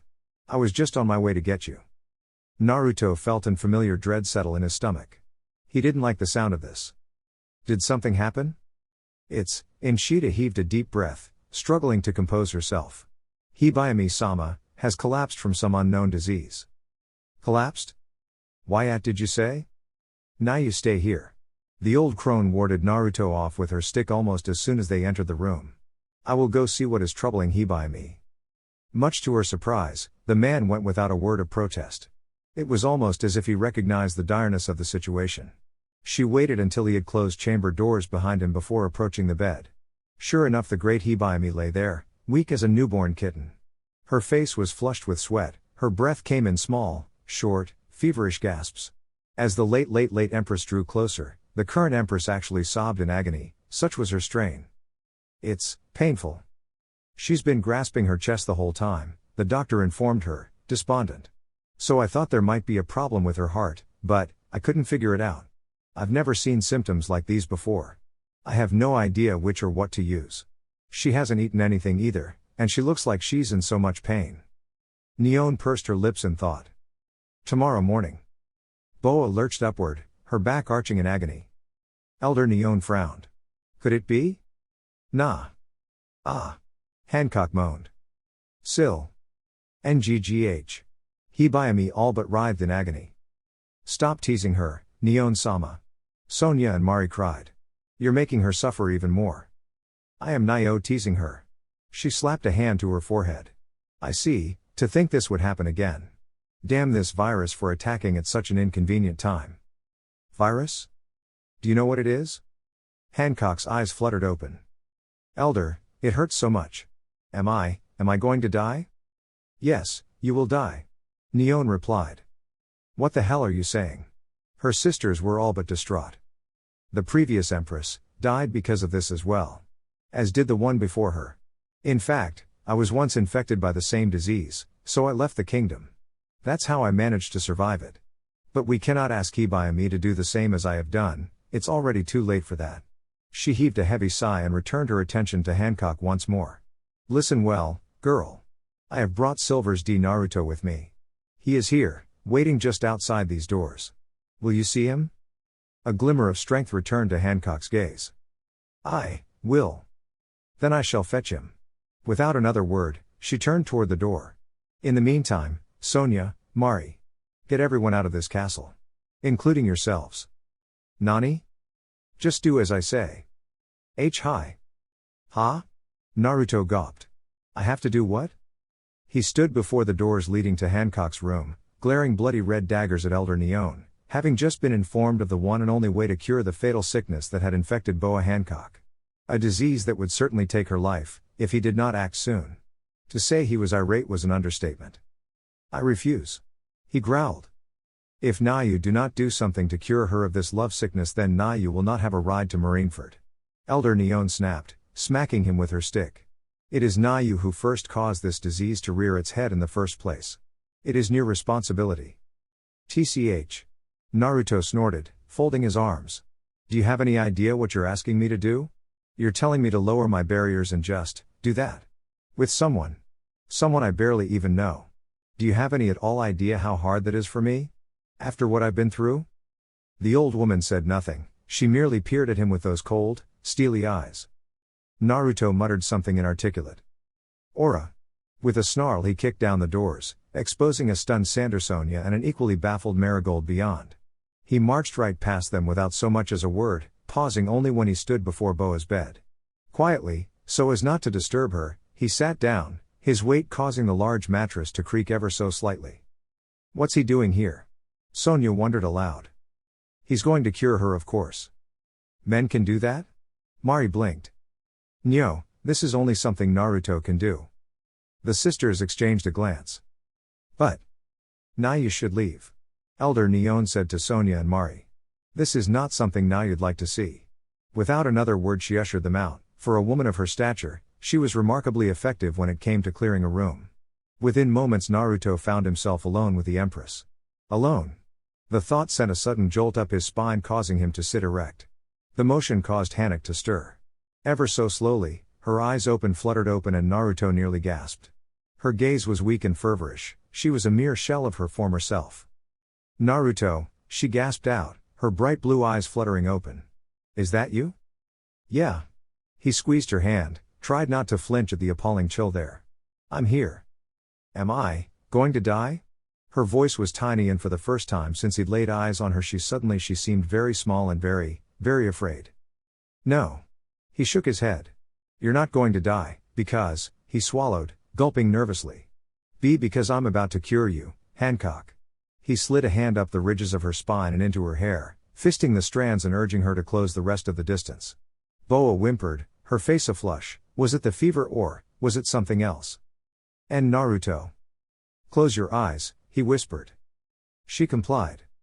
He hovered over her for another second, fighting back painful memories, those 2 awful years of pain rearing their ugly heads. He roared at them and they retreated into a corner, cowering. Steeling himself, the Dark Prince pulled his body the rest of the way onto the bed, took a deep breath, and closed the distance.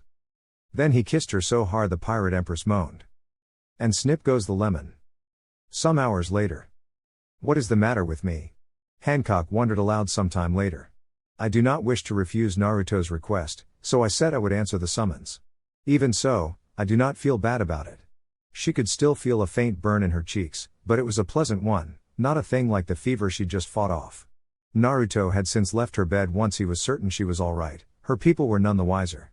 All save Elder Neon, who stood before her now, a smug smile adorning her wrinkled face.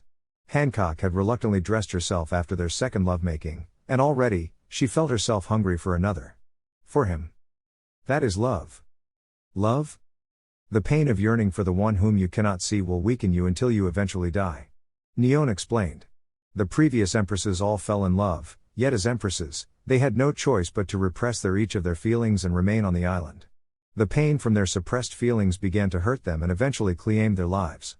However, your decision to go with that man will save your life. By answering the summons and maintaining your position as a warlord, you will ensure the country's safety as well as help your beloved. BBB beloved? Hancock sputtered. She hadn't dared to think of Naruto as such. That is what he is to you, is he Nio? The old woman gave her a sly smile, and that was when Hancock realized it. She knew. Idly, she thought back to what Naruto had said to her after they'd at each other for a second time. Of their discussion, brief and tenuous though it was. But why do you wish to go to Marineford? She'd asked. And so he told her. Both of his past with Ace, and his inane plan to gain entry to the most secure headquarters in the world. He still wasn't sure whether he wanted to save Ace for Luffy's sake, or kill him for that of his own. He was certain of one thing, however. She remembered flushing as he cupped her cheek, before planting a chaste kiss on her lips. I won't let anything happen to you. Hancock almost giggled. Love. She was in love. In love with Naruto. She'd never heard of such a thing before. Such a wonderful, indescribable feeling. I think I'll go see how he's doing. Without another word she all but skipped from the bed towards the door. Naruto-kun tilde. Where are you ooh? Hibayami, nah you cannot go out dressed like that. Neon gawped in disbelief. Nah you need to tell the government you're answering their summons first. Hancock paused just long enough to snatch up a purple dress and her coat alongside a den mush. Then she was gone, donning the former and throwing the latter over it in a matter of mere moments. Neon shook her head in disbelief. In less than a day, this man had managed to melt the heart of possibly the coldest woman on earth. Hancock was hopelessly and irrevocably in love with him now, and nothing in this world nor the next could change that. She only hoped Naruto would never do anything to break her heart. I wonder, what star was that man born under? Vice Admiral Momonga was still nursing his wound when the den mushi rang. Blip blip blip gachak. It is I. Hancock's proud voice replied through the transceiver. Boa Hancock? I have decided to respond to the call to assemble. Came her silken reply. However, I have one condition. If you cannot meet this condition. Momonga frowned. Go ahead and tell me this condition of yours. There is someone I wish for you to meet. You will hear what he has to say before you take any action against him. Momonga didn't hesitate. Very well then. I await your arrival. Some hours later, he discovered just who this someone was. Scarce had Bone Hancock disembarked than another arrived beside her. He wore the white cape of the Kuja over his broad shoulders, but that was where all resemblance ended. He bore a black vest beneath, crimson slacks the color of blood, bore a single katana at his side. Ultimately, it was his face that attracted the most attention. Here was the face of the newly wanted Dark Prince himself, standing here before him.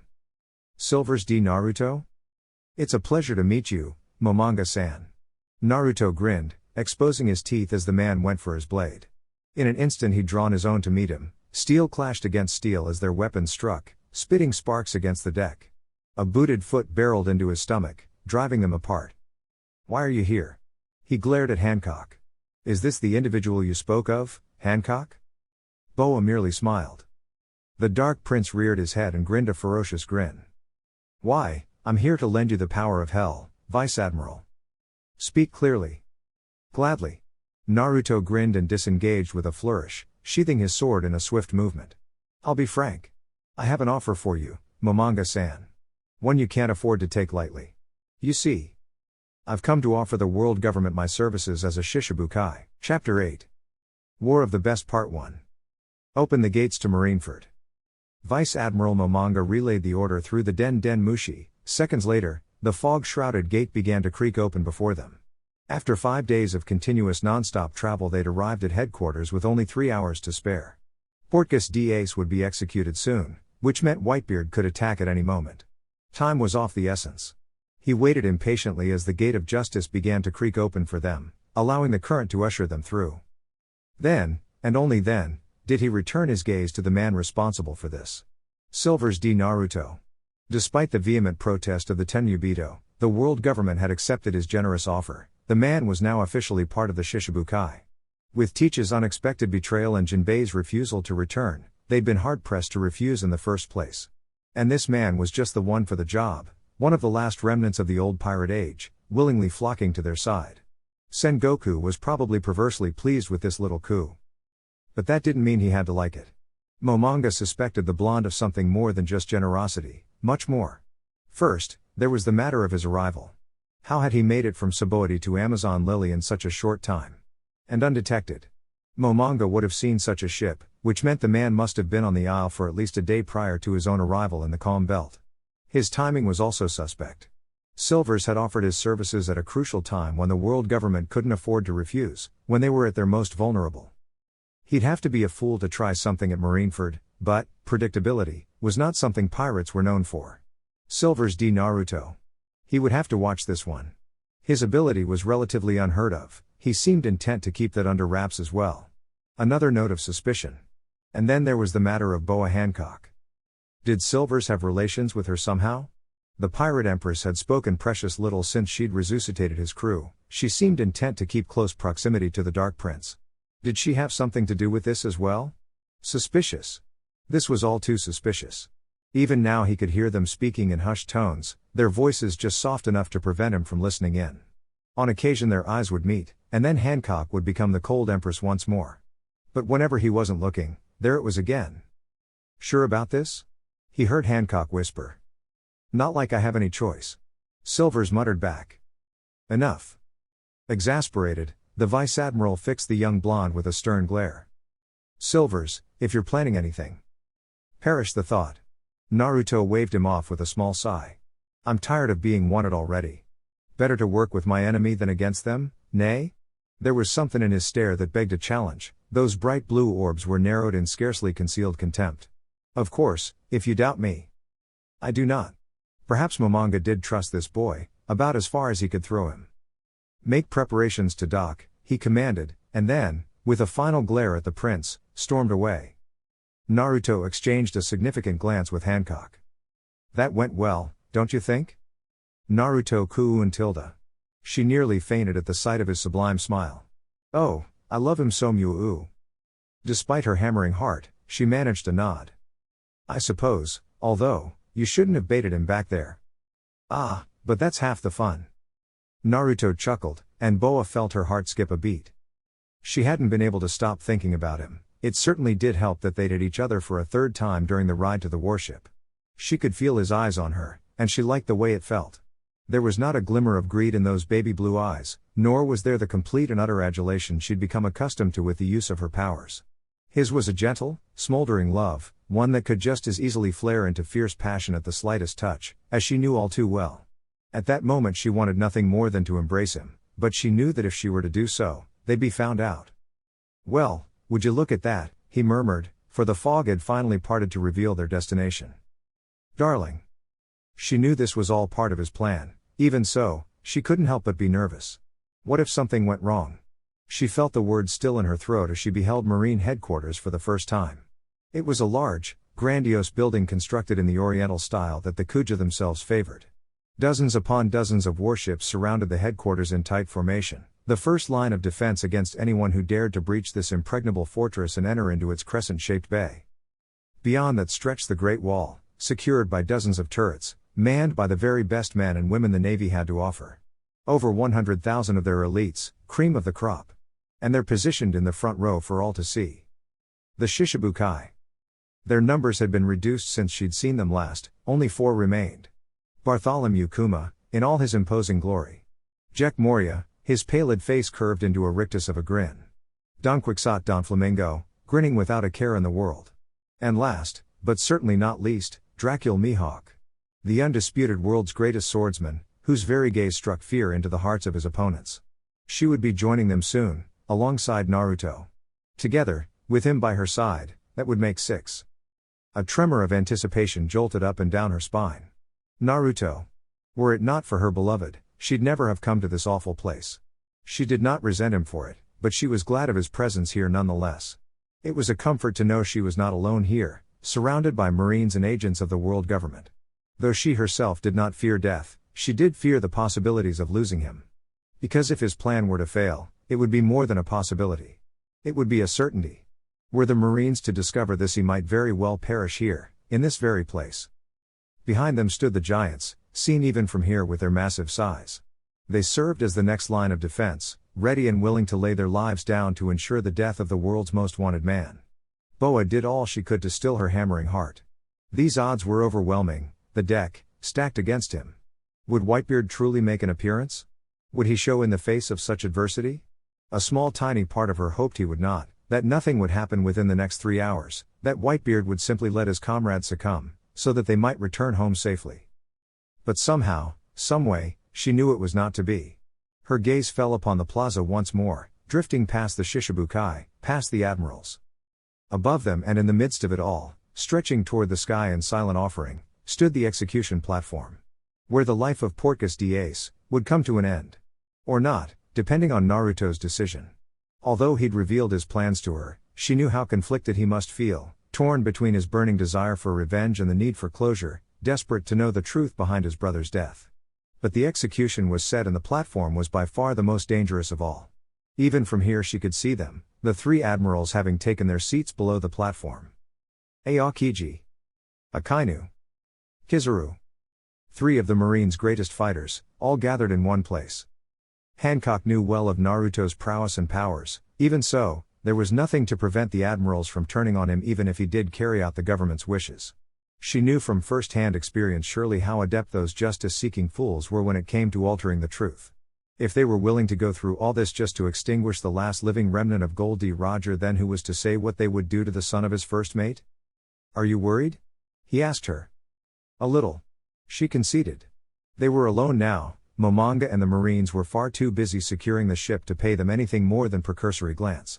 Doubtless they didn't expect him to try anything in the face of such overwhelming odds. Naruto laid his fingers over hers, the lightest of touches from him. It wasn't until he turned his palm upright that she realized he was offering her his hand.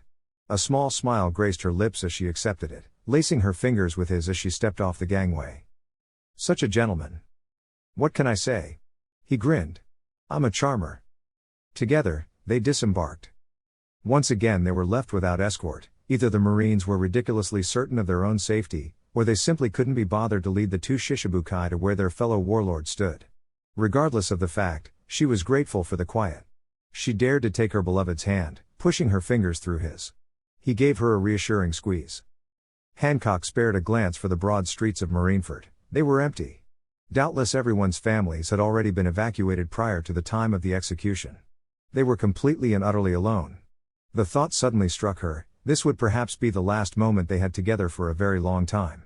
The next 3 hours will decide everything, she thought to herself. But until then. Naruto must have thought the same, because as soon as they rounded the corner and were out of sight he tugged her towards the shadow of a nearby arch.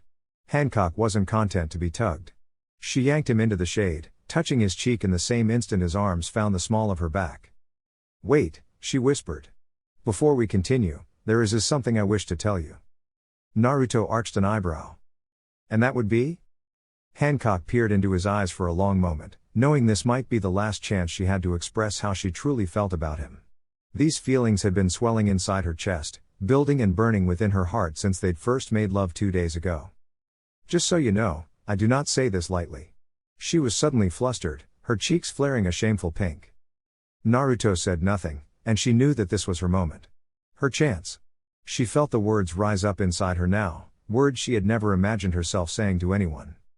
"I love you, Naruto."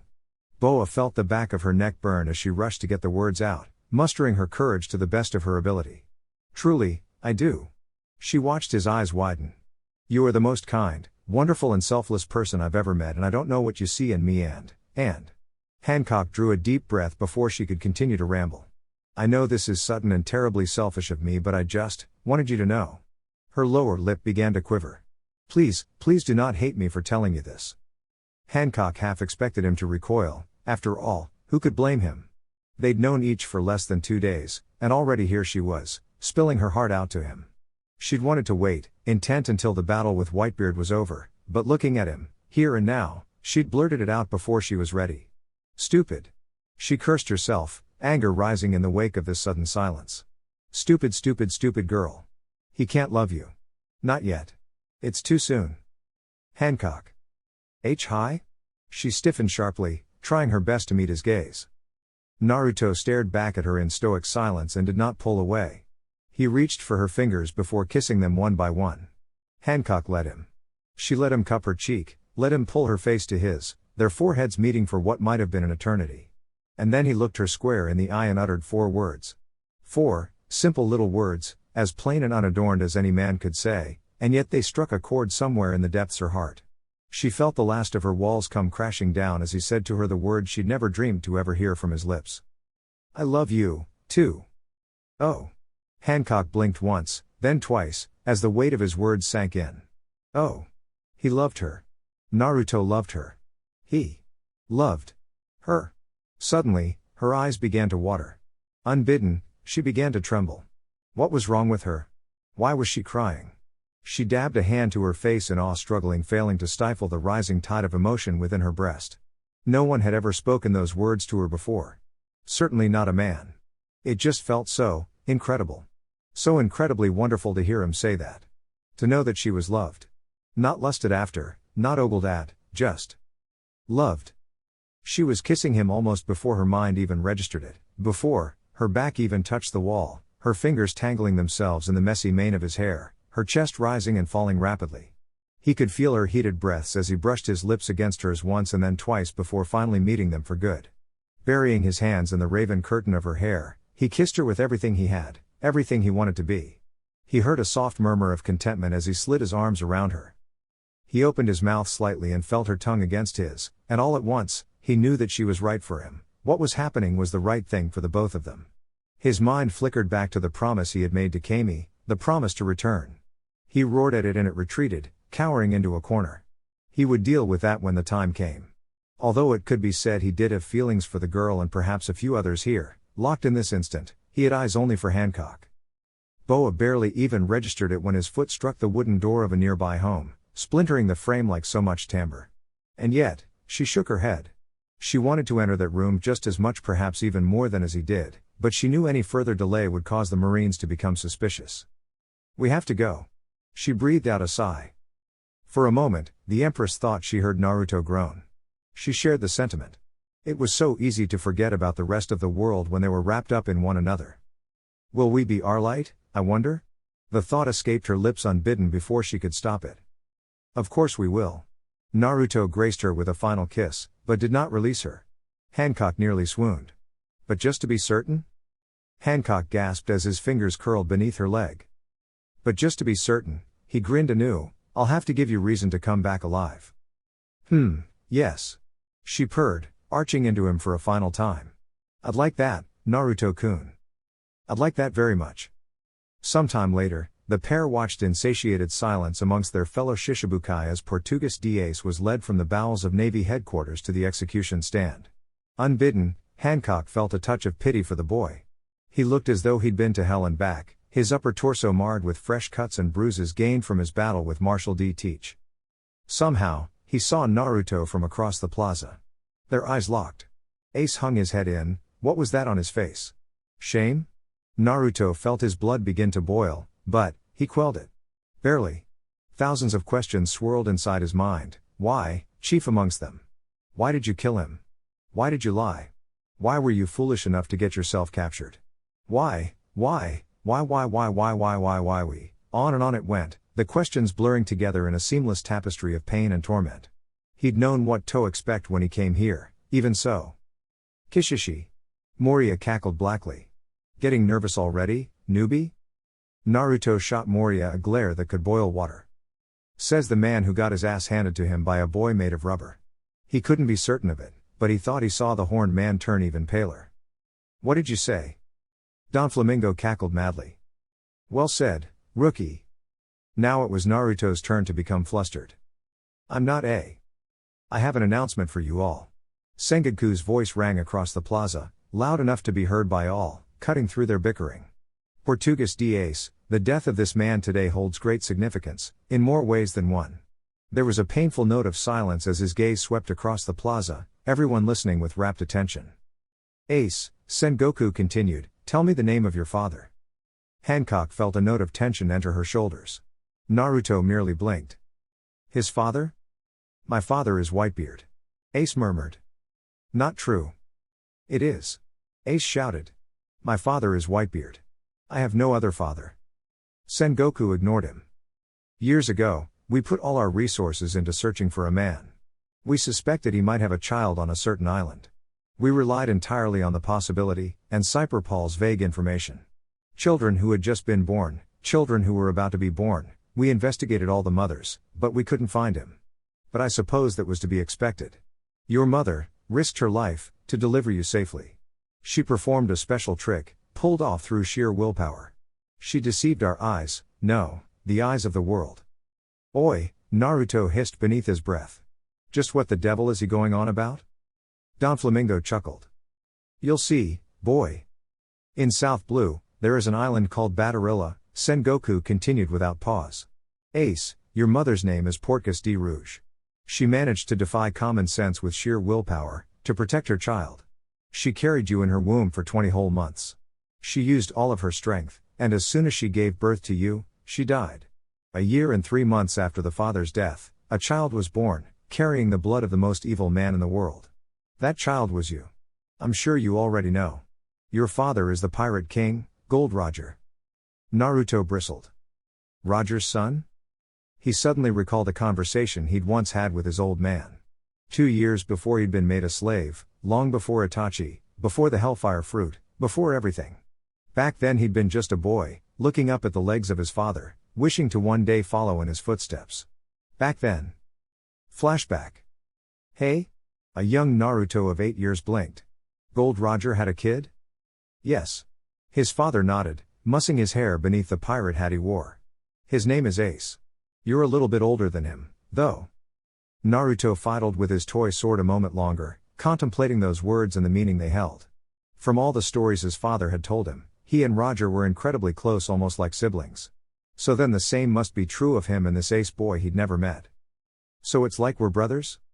His father stared at him for a long moment, and for a terrifying instant, he feared he'd said something wrong. Then Rayleigh laughed. Indeed, he chortled. I'm sure the two of you will meet someday. And turn the world upside down. Just as we did. End flashback. Naruto's fist clenched. Goddamn. Hancock stole a glance at her beloved.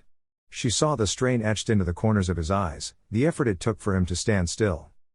Naruto-kun, hang in there. So his biological son lives on? Moria cackled. What a miracle. Anyone who had a connection to Roger back then should have already been sentenced. It's been 2 years now, hasn't it? Heedless of the turmoil raging only a few feet to recite, the fleet admiral continued his address. Since you took the name of your mother, formed the Spade Pirates and ventured to the seas with formidable speed and strength. At that point we finally realized. We had not stopped Roger's bloodline. But Whitebeard, who realized it at the same time we did, decided to raise you to become the next Pirate King, and let the son of his old rival onto his own ship.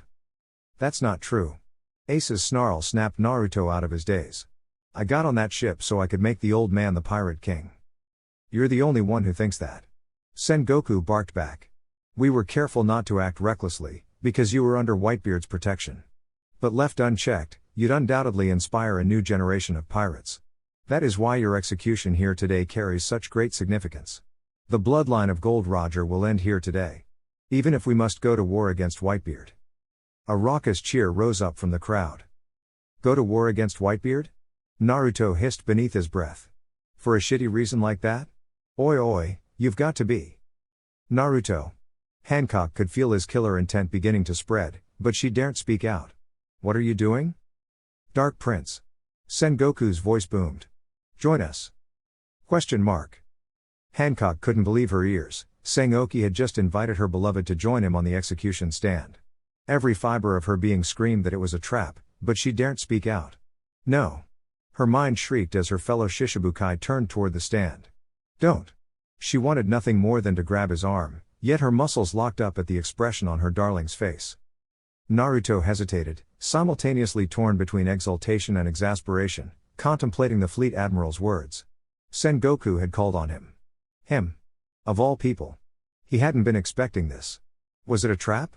A ploy, to get him closer to the enemy, so they could execute him as well? Very well then. Quietly, he pushed his anger down. He'd take their gamble, play their little game. His mind screamed for him not to go, his body, not so much. He could feel Hancock's tension, ebbing between the two of them. All he could do was offer a reassuring smile.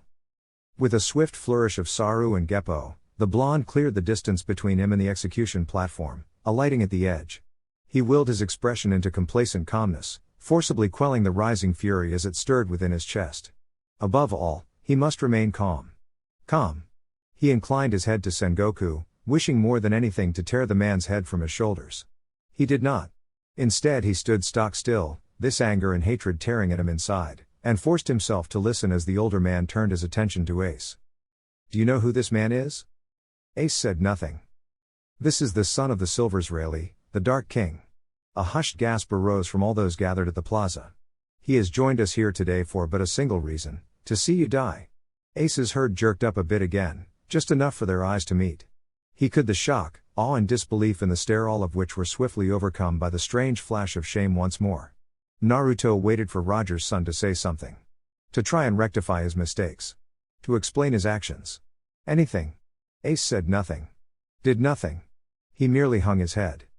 Something snapped. You little shit. Naruto grabbed the younger man by the scruff of his neck and hoisted him off the execution platform as high as the chains would allow, then even higher. Worry flickered like a shadow across Sengoku's visage, but a scathing glare sent his reply packing. Why did you do it? He hissed, tongues of flame flecking at the corners of his eyes, bleeding into his face. Why did you kill Itachi? Ace said nothing. Answer me. Naruto struck him in the face, bloodying his nose. Answer me. Ace spat a bloody gob and refused to look at him, bloodied lips parted in a sigh. Because he was afraid. Afraid?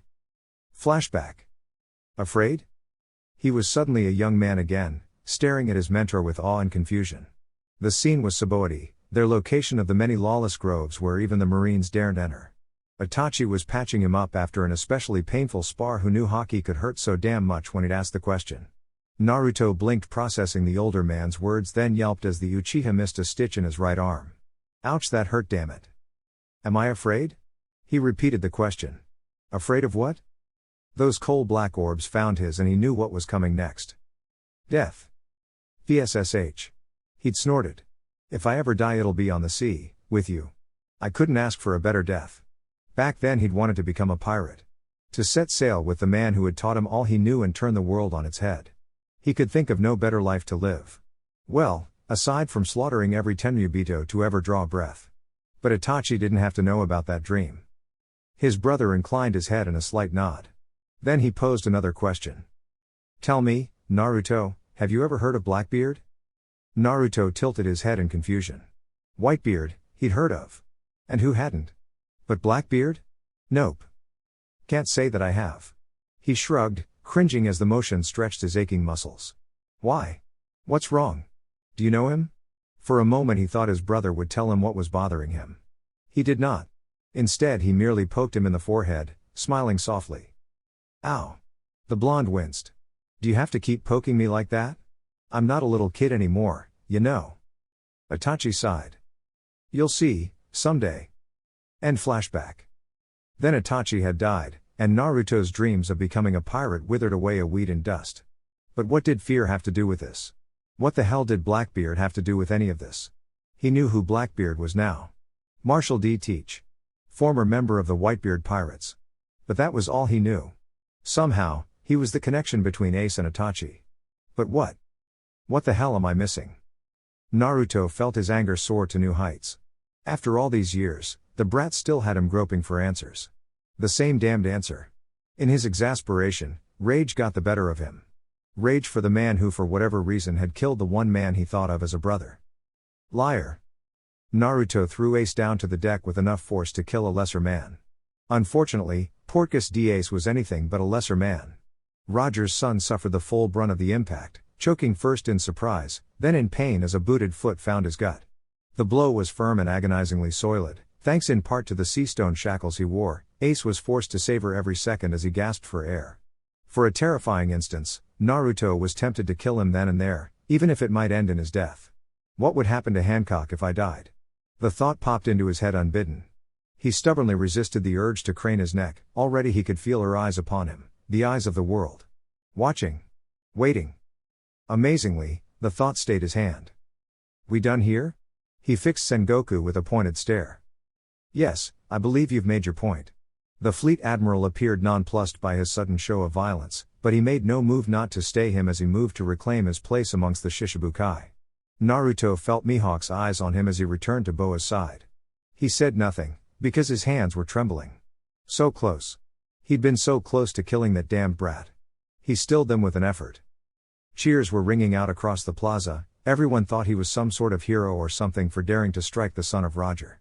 Or perhaps they found it ironic that the son of Roger's first mate had no love for the man's son. Naruto didn't share in their enthusiasm. He felt like he'd been dunked in a vat of ice water. He was freezing, itching with the cold desire to kill someone wearing white and blue. He could still feel Hancock beside him, her tension slowly abating in the wake of his return.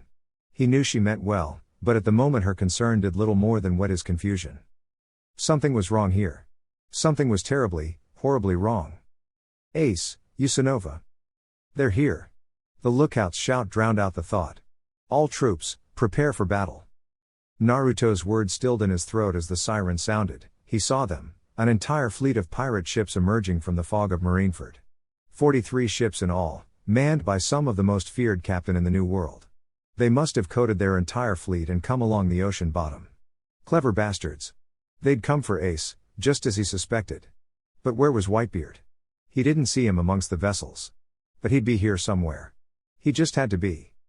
Ah ha ha ha ha, Don Flamingo laughed. Now it's getting interesting.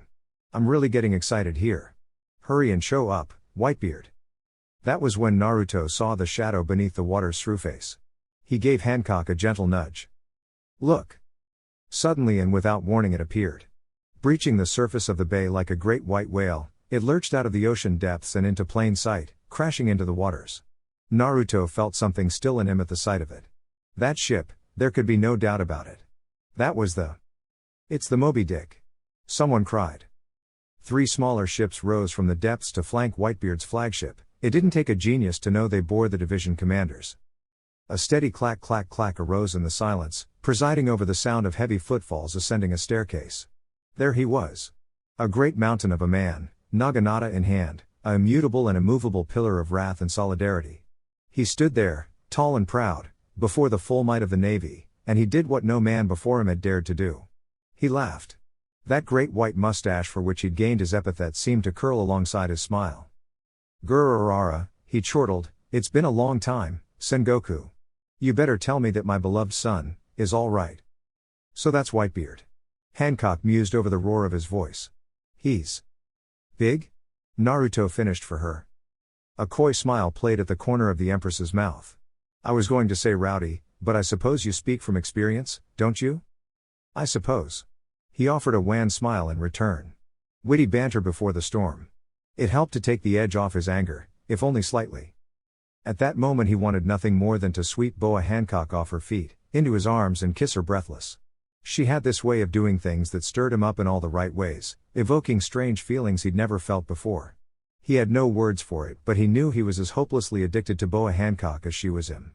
It was as if he'd been waiting for her all his life, waiting to find this vital, crucial piece of himself he'd thought lost to the horrors of the Tenryubito and their torment. That piece had never been lost, merely forgotten, preserved here in the form of this gorgeous woman. He'd realized it the very first time they'd made love, when he finally lowered his barriers and opened up to her, the only woman he'd ever slept with in all his life. She was just as scarred as he was, perhaps in more ways than one. They'd known the same pain, shared the same fears, and, until only yesterday, had been deathly afraid of opening up to anyone outside their respective families. But now that they had, they completed one another. The thought almost made Naruto laugh, which would have been very, very unwise in the face of Whitebeard. But that was it. The truth. The best and only way to describe how they felt about each other. It took only a single glance to know she felt the same way about him. Naruto knew he was risking a bit by doing this, but he couldn't help himself. He leaned forward, just enough to catch her eye. He already knew he had her ear. When we get back to Amazon Lily. Whatever else he might have said degenerated into a soft whisper, for her and her alone. The smallest of shivers that shot down Hancock's spine was barely noticeable to the other Shichibukai, but Naruto noticed. Totally worth it. There was a slight glaze to those crystal blue eyes of hers, suggesting she was indeed thinking ahead to that future, looking forward to end of the battle that was sure to come. Whether the Marines won or lost said battle mattered precious little in the face of his plan. Naruto knew without a doubt Hancock would survive whatever was thrown her way. Now he just had to do the same. "Give me a second, Ace." Whitebeard called, his voice a deep rumble of thunder, ending their moment. "I'm going to bring those walls crashing down." Naruto didn't need Haki to know what was coming next. His father had drilled it into him countless times. Whitebeard was known as the man closest to One Piece. For a damned good reason. As the great man flung his arms back, the son of the Dark King drew in a deep breath and steeled himself, body and soul, bracing for the one power even he feared, the Gura Gura no Mi. "Here it comes," he hissed. With a mighty grunt, Whitebeard slammed his clenched fists into what seemed like nothingness. That was when it happened. Actual cracks spiderwebbed at the points of contact, rippling across the air to spread through the atmosphere. For a wonderful moment, nothing happened. Then the tremors began. Seaquake. The air itself seemed to tremble, quaking before the might of the strongest man in the world. The waters surrounded Marineford began to rise, swelling to dangerous levels. Abruptly they receded. Naruto gawped as the water drew back, only to recede just as quickly. A minute passed. Nothing happened. 5 minutes. Then he felt it. A tremor. Hancock caught his gaze, held it. She felt it as well. The ground began to quiver, trembling with increasing frequency, vibrating in their teeth. Whitebeard began to laugh. "Prepare yourself, Sengoku." Naruto couldn't be certain who saw the wave first, but by the time he finally did, the twin walls of water had already closed in on either side. Dear Kami, he'd created a tsunami. Oi oi oi, isn't that a bit much? Great walls of water towered over them on either side, eclipsing the entire plaza in shadow. For a fleeting instant he felt a flicker of genuine despair. Fear. How the hell were they supposed to defend against something like that? Water wasn't something he could easily burn, even with his dreaded flames. That took time. If he tried to evaporate that much liquid all at once. Ice Age. Hancock's gasp stopped him cold, in more ways than one. He turned just in time to witness Aokiji lunge from his seat and into the air. He hung there for the span of 2 beats, tendrils of ice lancing out at either side of him. The moment they made contact with the rising waters, everything froze. Literally. Frozen tundra replaced what had once been a tsunami, stopping the deadly deluge in its tracks, leaving frozen foam hanging over their heads in silent reminder of what had almost been their end. Aokiji. Whitebeard rumbled in amusement, "You saucy brat." But the Admiral wasn't finished. He flung a hand forward, his element twisting, sharpening into deadly shafts of frost. Partisan.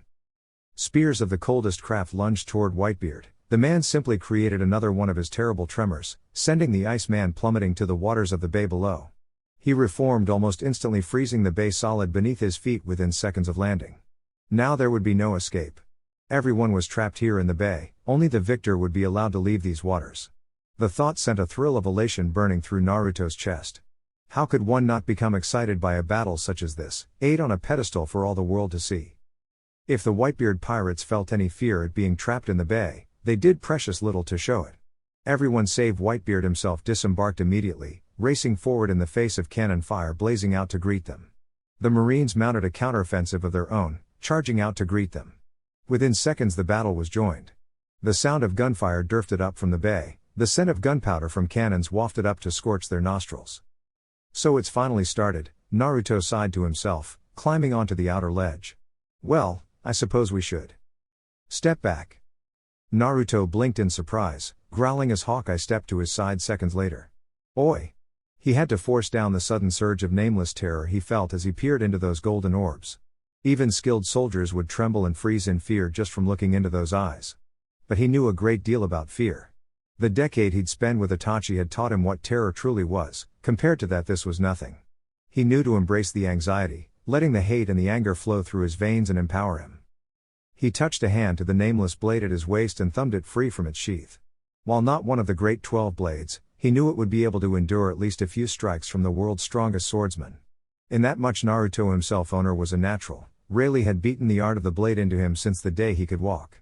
He didn't know if the same could be said of Mihawk, but he liked to think he could at least hold his own against the man who stood at the top of the world of swords. "What?" he drawled. "Do you want to fight?" To his amazement, the Mihawk simply shook his head. "I just want to figure out the true distance between us and that man who seems like he's right in front of us." Without another word he unsheathed the great black sword Yoru from his back and brought it crashing down. A swathe of emerald light erupted from its tip, carving across the ice as though it were made of wet paper, shredding ally and enemy alike. Streaking toward the Moby Dick. It never made it. Naruto didn't see what it was that stopped Mihawk's slash, not at first. Only that someone or something had successfully slowed, then blocked, then fucking deflected possibly the strongest slash in the world. Left with only the air and nowhere else to go, the energy cascaded upwards to explode harmlessly overhead. The Marines gawped. Naruto could see the shock and awe in their faces. A single man had blocked that strike with his bare hands? He fought the urge to laugh. Only one man could do that. "So you're here too, Diamond Jozu?" Mihawk said nothing, simply sheathed his sword, satisfied. "See?" Naruto sighed. "This is what happens when you're not serious." With those words, his right eye began to bleed. "You've had your chance, now it's my turn." Dread power began to gather in his iris, amplified then magnified by the powers of his left eye. Strain stretched across both orbs, his blue eyes dyeing crimson with his brother's power. He drank it in and pooled it with his own power, the flames of hell joining with those that only his brother had ever been known to wield. A wan smile tugged at the corners of his lips. Amaterasu. A curtain of black flame dropped down between him and the Whitebeard pirates in the same instant that a golden glare lit the horizon. Those who didn't burn beneath the blonde's flames found themselves subsequently blinded by the glinting light, cringing as it took shape and form only a few yards away from the Moby Dick. It shrank to a pinpoint of brilliance and became solid, assuming the likeness and form of a familiar man in a pin-stripped yellow suit. The Dark Prince felt his heart skip a beat. "Kizaru!" Naruto growled. Impossibly, the Admiral heard him. Instead of unleashing the powers of the Pika Pika no Mi upon Whitebeard, he chose to vanish once more, much to the shock of the pirates. Naruto steeled himself for the worst. Would the Admiral still attack him, even though he was a Shishibukai now? He had the succinct feeling he was about to find out. Suddenly, a patch of yellow in his peripherals caught his attention. He bristled, as the slow-minded Admiral winked into existence before him, hands planted in either pocket. Beside him, he felt Hancock stiffen. And then there was no more time for thought. Kizaru squinted down at him. "Ah, still alive, are you?" A muscle jumped in Naruto's jaw. He forced himself to meet the man's gaze, forced himself to smile, forced himself not to check on the Vivre card in his pocket. There was no way in hell his old man could have lost to this guy, he reminded himself. If he were to lose himself now, then his plan would be all for naught. He pushed a hand through the messy mop of his hair and laughed, praying his trembling fingers wouldn't betray him. The Marine Admiral remained motionless, awaiting his reply. Naruto was more than happy to give it. "It's been a while, Glinty." The man arched an eyebrow. "So, you're on our side now, You could say that." Naruto wasn't sure just how much Borsellino remembered about their short-lived bout. Hopefully not enough to suss him out. It suddenly struck him that he could kill this man. With his powers and those of Itachi's combined, it wouldn't be too difficult, although it might leave him drained. He cast a glance to the flame-shrouded ice below, where the battle still raged. Some of the pirates had managed to circumvent his Amaterasu, those who had were still advancing, but their numbers had been thinned. That was enough for him. He banished the black flames with a blink and returned his attention the Admiral towering over him. "Don't you have a pirate to kill or something?" "I suppose." Kizaru sneered and then was gone again, his fingers blurring in a brutal barrage of light. "Yasukani no Magatama." Thankfully, it was directed at the Moby Dick and not Naruto. The latter watched impassively as the 1st Division Commander Marco the Phoenix warded off the attack and sent Kizaru careening into the plaza below. "Blue flames, eh? Interesting. I wonder which is hotter?" Naruto thought aloud. "His flames or mine?" "Hush." Hancock elbowed him. Naruto smiled. He barely bit back a yes, dear. For fear of compromising their relationship in front of the other Shishibukai. A rumble of movement behind him ended his good mood. Another shadow eclipsed them, that of the hulking men and women who were the second line of defense. Here come the giants. A pirate shouted from down below. And here comes the ice. Naruto had just enough time for that thought before a massive chunk sailed over their heads courtesy of Jozu and plummeted toward the execution stand. At first glance, it was a sound strategy. Not even a giant could stop something that large. Unfortunately, Akainu didn't need to be a giant to stop the falling iceberg.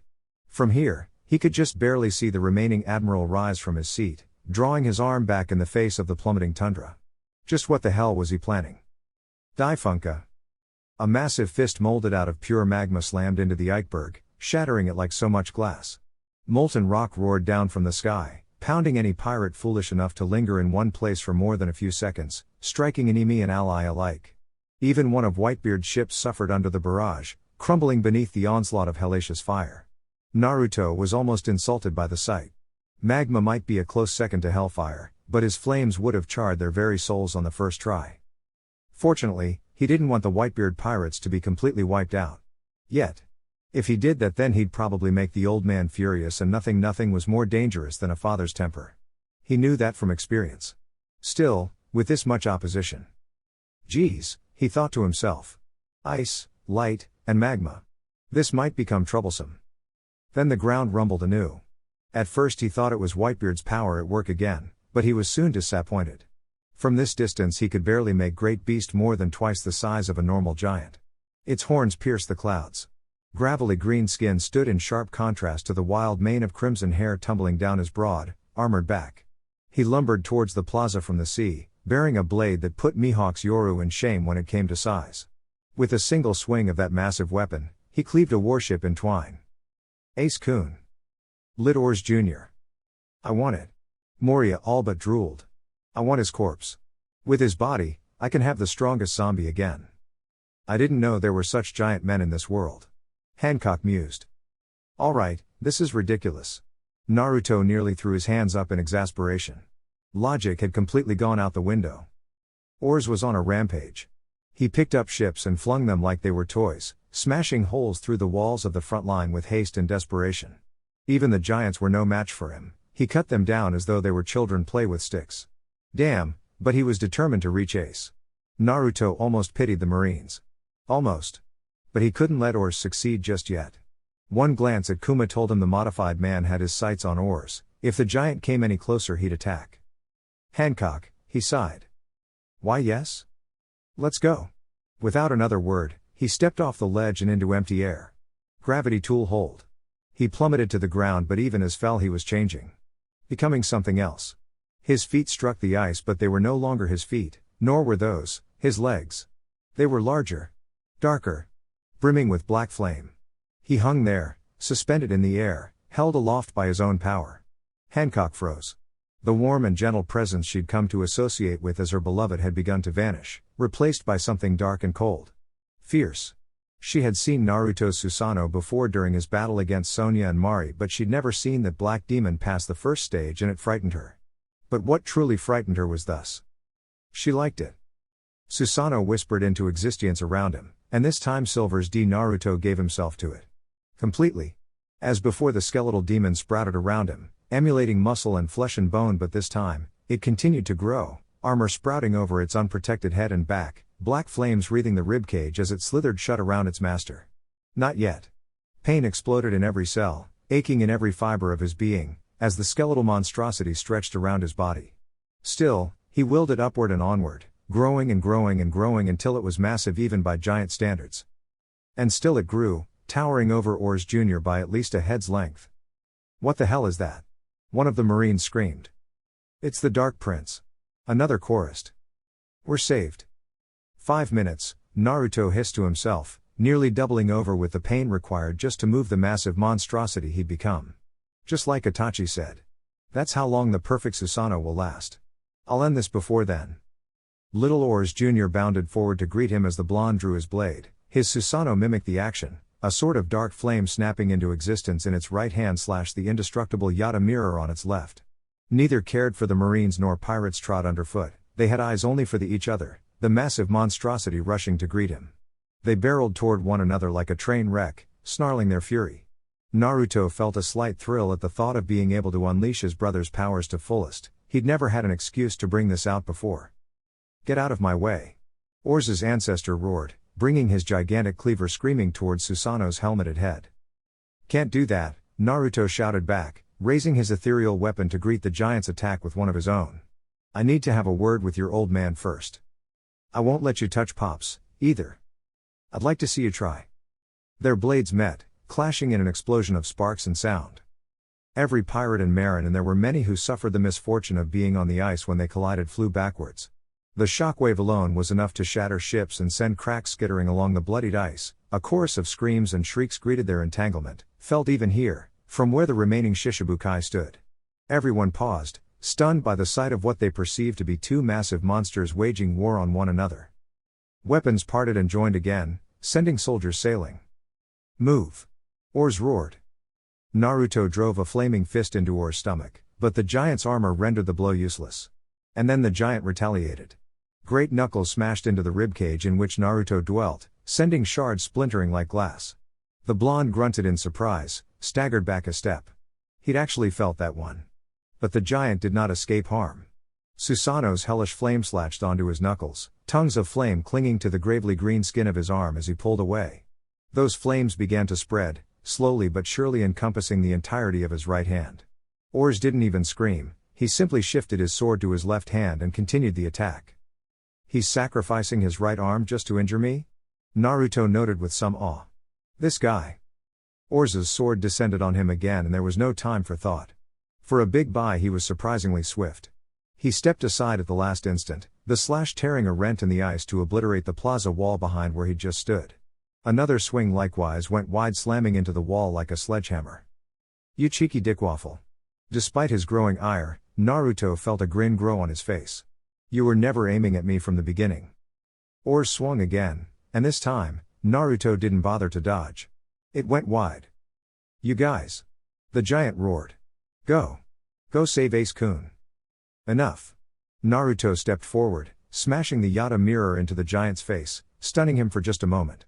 Black flames licked across the tips of his fingers and spread into his palm, assuming shape and form, gaining figure and substance as it pooled across the expanse between them. Were one to peer at the mass of hellfire, they would say it resembled the likes of a large hound. Naruto flung his hand forward, intent on charring Orz to a crisp. Jigoku no Benkanoof. Some minutes earlier. Boa Hancock couldn't help but be impressed by the sheer strength of little Orz Jr. Nowhere near as strong as her beloved Naruto-kun, but still, he was strong. Each stroke opened a gaping hole in the walls barring the plaza, but no one dared to take advantage of either. To enter into the plaza they had to get past Naruto and Orz. Anyone fool enough to do so soon suffered in recompense for their temerity. Many were forced to watch and wait, wringing their hands helplessly as the giant's battle carried them further and further away from the battlefield. Hancock chose this as her opportunity to launch herself from ledge towards the unprepared men below. Distracted by the clash of the titans as they were, they did not expect her to attack them.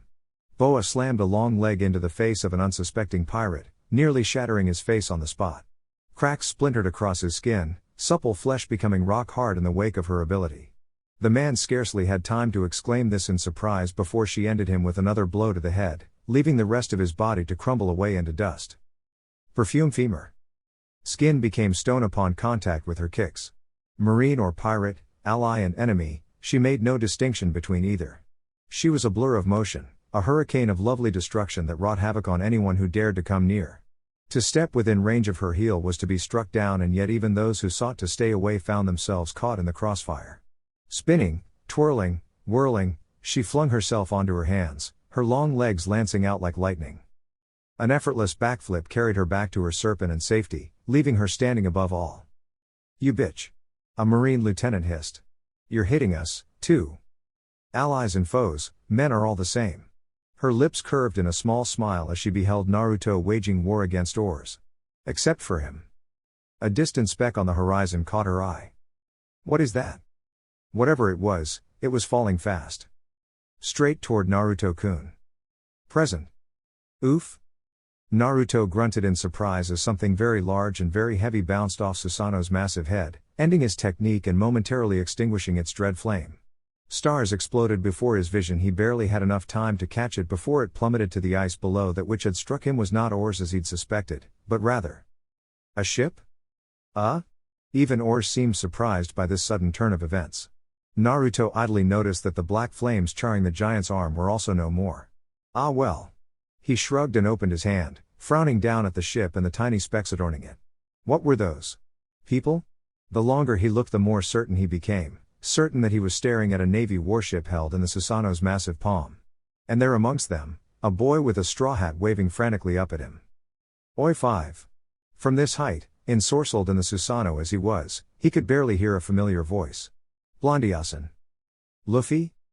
Naruto nearly dropped the boat before Susanoo withered away. The 5-minute limit had effectively expired, sending the ship crashing to the ice below.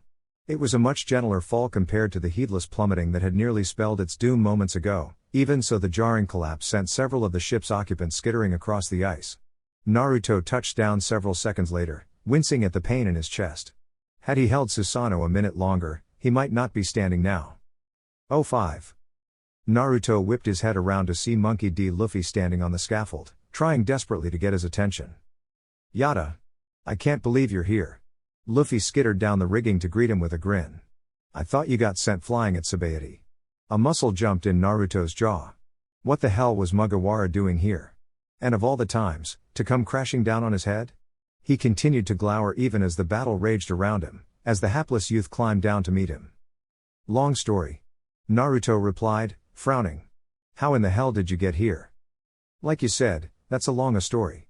The rubberman cut in. Look, I know this is sudden, but I really need your help. Naruto bristled. He wasn't gonna. Oi, now wait a second. I don't have to do anything. You gotta. Luffy begged. I dunno why you and Ace don't get along, but please. He's gonna be executed. You gotta. He was gonna. You gotta help me save Ace. Chapter 9. Decision. You gotta help me save Ace. Naruto froze, his mind a whirl. He stood at a crossroads in his life, staring down two roads of opportunity. On the left he could satisfy the burning desire for vengeance, to stand by and do his part for the Marines, watch without complaint as the man who'd killed his brother was executed. He could let his curiosity go unsated, the nauseating feeling that this was all wrong go unfulfilled. On the right was another path entirely. It was well within his power to help Luffy, his powers could easily ensure that Ace lived to see another day. He knew all too well the pain of losing a brother. It was like having your heart ripped out and a lump of coal shoved in its place. He'd been beside himself with mind-numbing, soul-tearing grief. Pain like that could kill a man dead, no matter how strong he might be. The loss of Itachi had nearly driven him to suicide all those years before. Without his old man, he'd never have gotten through the grief. Was he really about to subject another man, a boy no less, to that? He weighed his options. Once his choice was made, he wouldn't be able to reverse it. If he turned on the admirals now, everything was going to go straight to shit. Not just for him, but potentially Hancock as well. They would wonder whether she'd been on it. She'd brought him with her, after all. But it was more than that. He loved her, damn it. They understood each other on a level that no other man or woman could, shared a painful past born of slavery, savagery and suffering. Somehow they'd found one another despite that.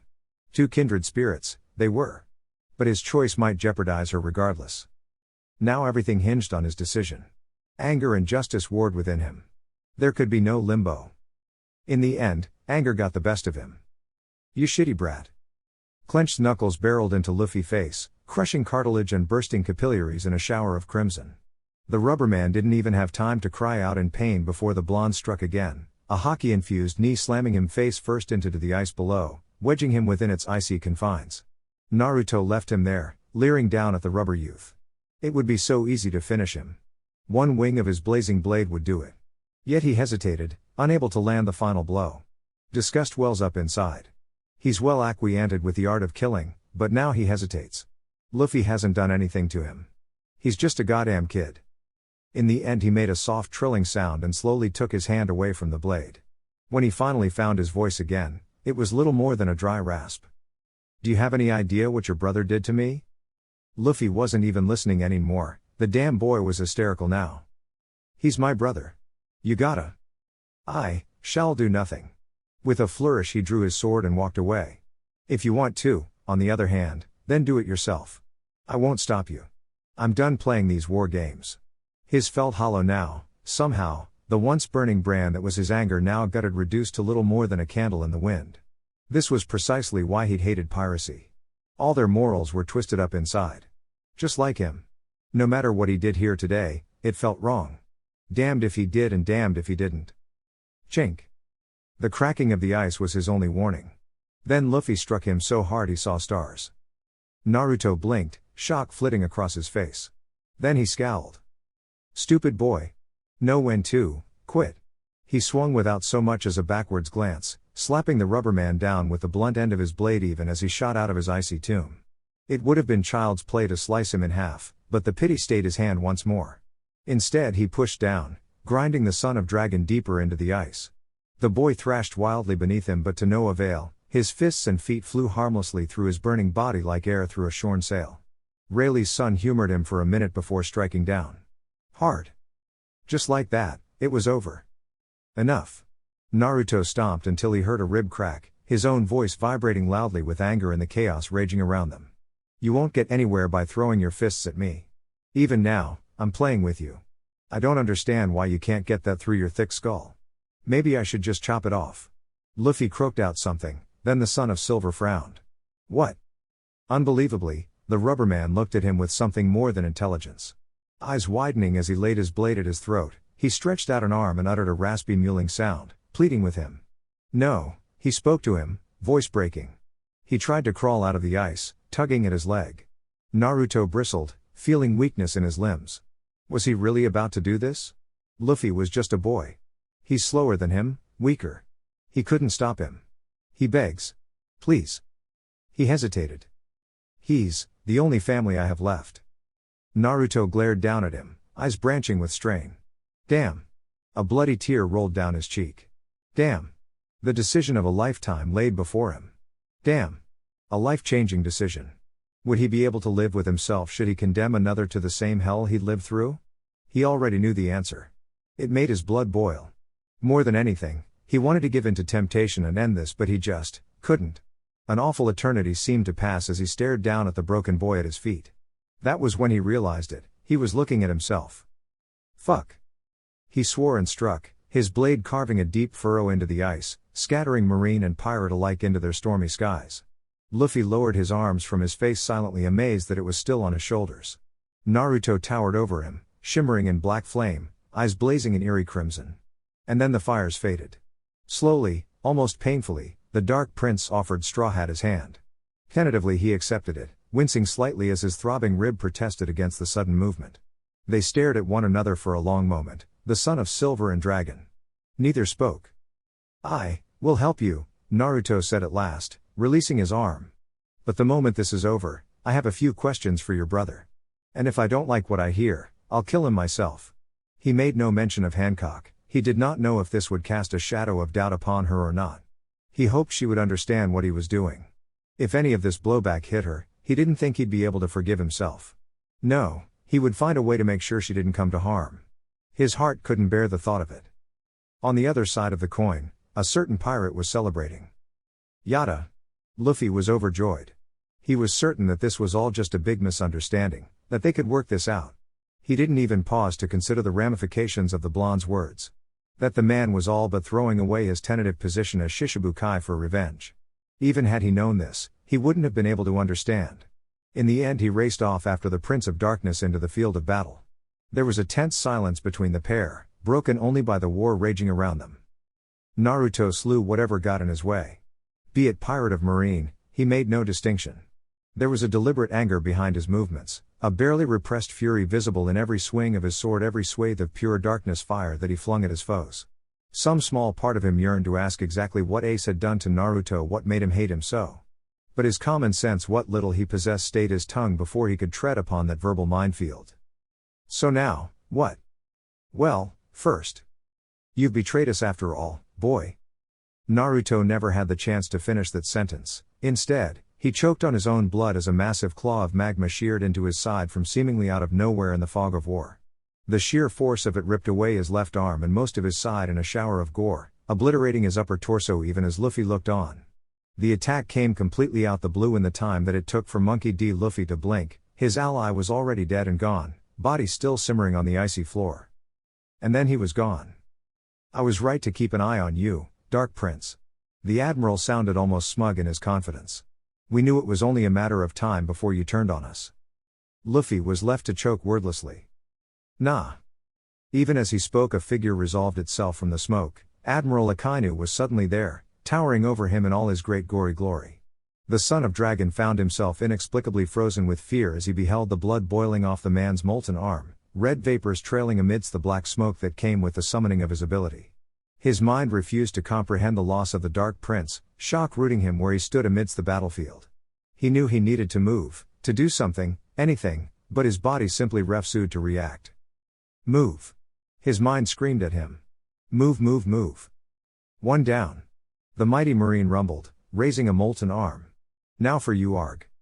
A roar tore from his mouth. Pain exploded up his spine as a wall of black fire found his back, molten fingers searing across his uniform and bearing down into his skin. Staggering away from his prize, body spasming, he managed to tilt his head just enough to catch sight of a shock of blonde in his peripherals. The Dark Prince. Unharmed and whole, his hands still extended from the blast of hellfire that he'd flung. He was smiling, a rictus of a grin that made his already dark countenance all the more fearsome. "Oi oi oi," he chortled. "Did you think I would go down that easily?" Sakazuki sputtered, eyes bulging. "You, how?" "Flame clone," of course. Naruto flexed an arm. "Man, I haven't had a chance to use that technique in O5. I could have used Izanagi or Izanami, but I'm rather fond of my vision, you know." As his one-time ally balked, the blonde turned and glared bloody red daggers at Luffy. "What are you doing standing there? Get your brother. I'll join you shortly." "But..." "Hellhound." His inferno snapped the attack up with effortless ease, a searing palm effortlessly interposing itself between the rubber man and the searing stike. Redirecting it into the ice, a cloud of steam arose, blinding. He couldn't see the Dark Prince anymore, but he certainly heard him. "I said go." Luffy didn't need to be told a second time, darting off into the chaos before the Admiral could draw a bead on him. Infuriated, his turned his wrath upon the one man who barred his path. "So you've betrayed us?" Betray is such a harsh word, hothead. Naruto reared his head to look up at him, lips parting in a ferocious grin. "I prefer the term strategic misdirectionary, you know? It sounds fancier. Not sure if it's word, though. I'd already planned on doing this from the start anyway. I've just decided to move a little earlier. If I get to kill an admiral, well, that's a bonus. And I haven't even begun to play." To his infinite Karine, the warlord turned traitor raised a leg, swathed in hellfire to the knee. Indeed, black flames licked across the length of his thigh, sheathing the limb in dark glory. Ice smoldered silently beneath his feet, such was its heat and intensity. The air around him seemed to bend and shimmer with heat, the very atmosphere boiling away as he continued to lift his bent leg toward his chest. Now what did that shitty cook call this again? The Dark Prince wondered aloud, pretending to contemplate the name of the technique he'd copied. Diable jam something or other? Nah. He shook his head. Let's try something different. Guess I won't name her just yet. Get ready to burn, asshat. Without another word or warning he lurched forward, eyes blazing. Sakazuki instinctively raised a limb to parry, but the blonde was gone again, vanishing before his very eyes. Then that hellish heel slammed into his face. Then came the fists. Pain. Akainu was tossed left, right, then left again, being thrown around in every direction as the blonde assailed him from every angle. He could not believe it. This power, this strength, it existed only in admirals. Such level of power could only exist in members of the elite Marines. Not some pirate upstart of Silver's bloodline. He had to pull himself together, to defeat this enemy beating him down, for justice. He refused to lose like this. No. Unacceptable. Inexcusable. He was a Marine. An admiral. An elite. He would not die here. I will not. Somehow, he managed to squint through this haze of pain enough to see the next blow coming. Instead of losing a limb, he sustained a shallow gash across his uniform, the searing sword dragging a thin line of agony across his skin. Snarling, Sakazuki swayed his way out of the deadly barrage and created some distance between them. He needed time to recover, to compose himself. Surely, he reasoned, if he had that chance, then he would be able to defeat this upstart, elemental superiority or no, oh dear. When he raised his gaze he saw only darkness. Susanoo swelling before his vision, its great black blade bearing down on him with only one intention. Death. It seemed to shrink before his very eyes at that thought, the hellish creature of flame and bone molding itself to the prince's body like a second as he looked on. He saw only one thing in those golden eyes. Destruction. Cold dread filled him, knotting in his chest. In all his years as a Marine, from a mere cadet to this very day, he couldn't recall having felt the emotion known as fear. But he felt it now. It trickled down his spine, laughing at him. Mocking him for his powerlessness. I will not lose too. Thud. His words ended as a sickening squelch of a sound filled the air. Trembling, Sakazuki dared to lower his gaze. What he found there turned his blood to ice. Naruto's blade had found its mark in his stomach, the Nadachi sliding silently home into his gut and erupting out his back. I'm dying. Even as he realized this, the dreaded red dog of the Marines could feel himself slipping. He tried to hold on, fought to cling to life with the tenacity and ferocity that had so defined his career.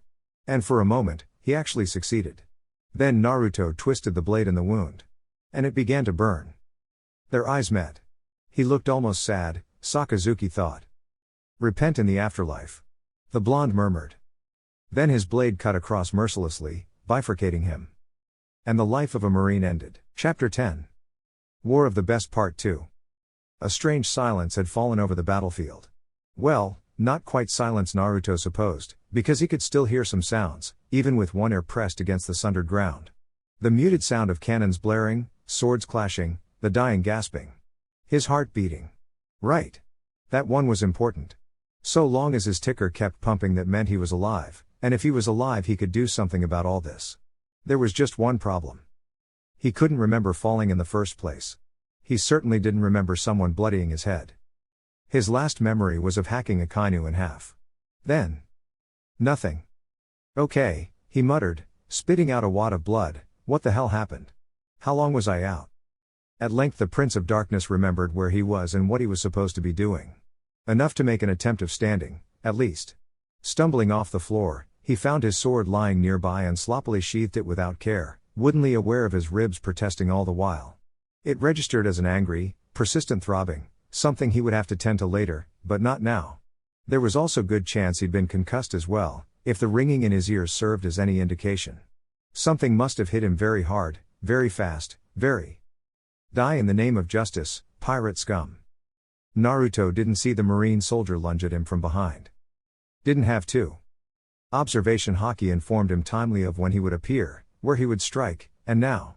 A single backstroke, a spurt of blood, and his insipid ranting of justice was silenced, forever. Justice. Bah. This world had no justice. If it did, he wouldn't be here in this mess. Scene that paused just long enough to clean his blade of blood and moved on, scowling. A gleam of light ahead caught his attention, followed by a deafening explosion of fire and smoke. Ah. That elicited a pinprick of recognition. Now he remembered. He'd slain a Kainu and Kizaru had descended upon him from the fog of war with sound and fury. He didn't even have a chance to gloat over his triumph. Fire was all well and good, but it couldn't prepare you for a surprise attack. Especially when said attack came at the speed of light. Maker, how in the hell was he going to deal with him? No, he could still see a Kainu's body, or at least half of it, lying a few years behind. But why was he alive? Not old corpse a lot lying behind him, pretty sure he was dead. Why was he still breathing at all? Was Kizaru really that arrogant? Perfume femur. A sharp, piercing cry caught his attention and held it captive. When he looked eastward he found a sight for sore eyes. Anything purple had a tendency to stand out, especially in a war zone.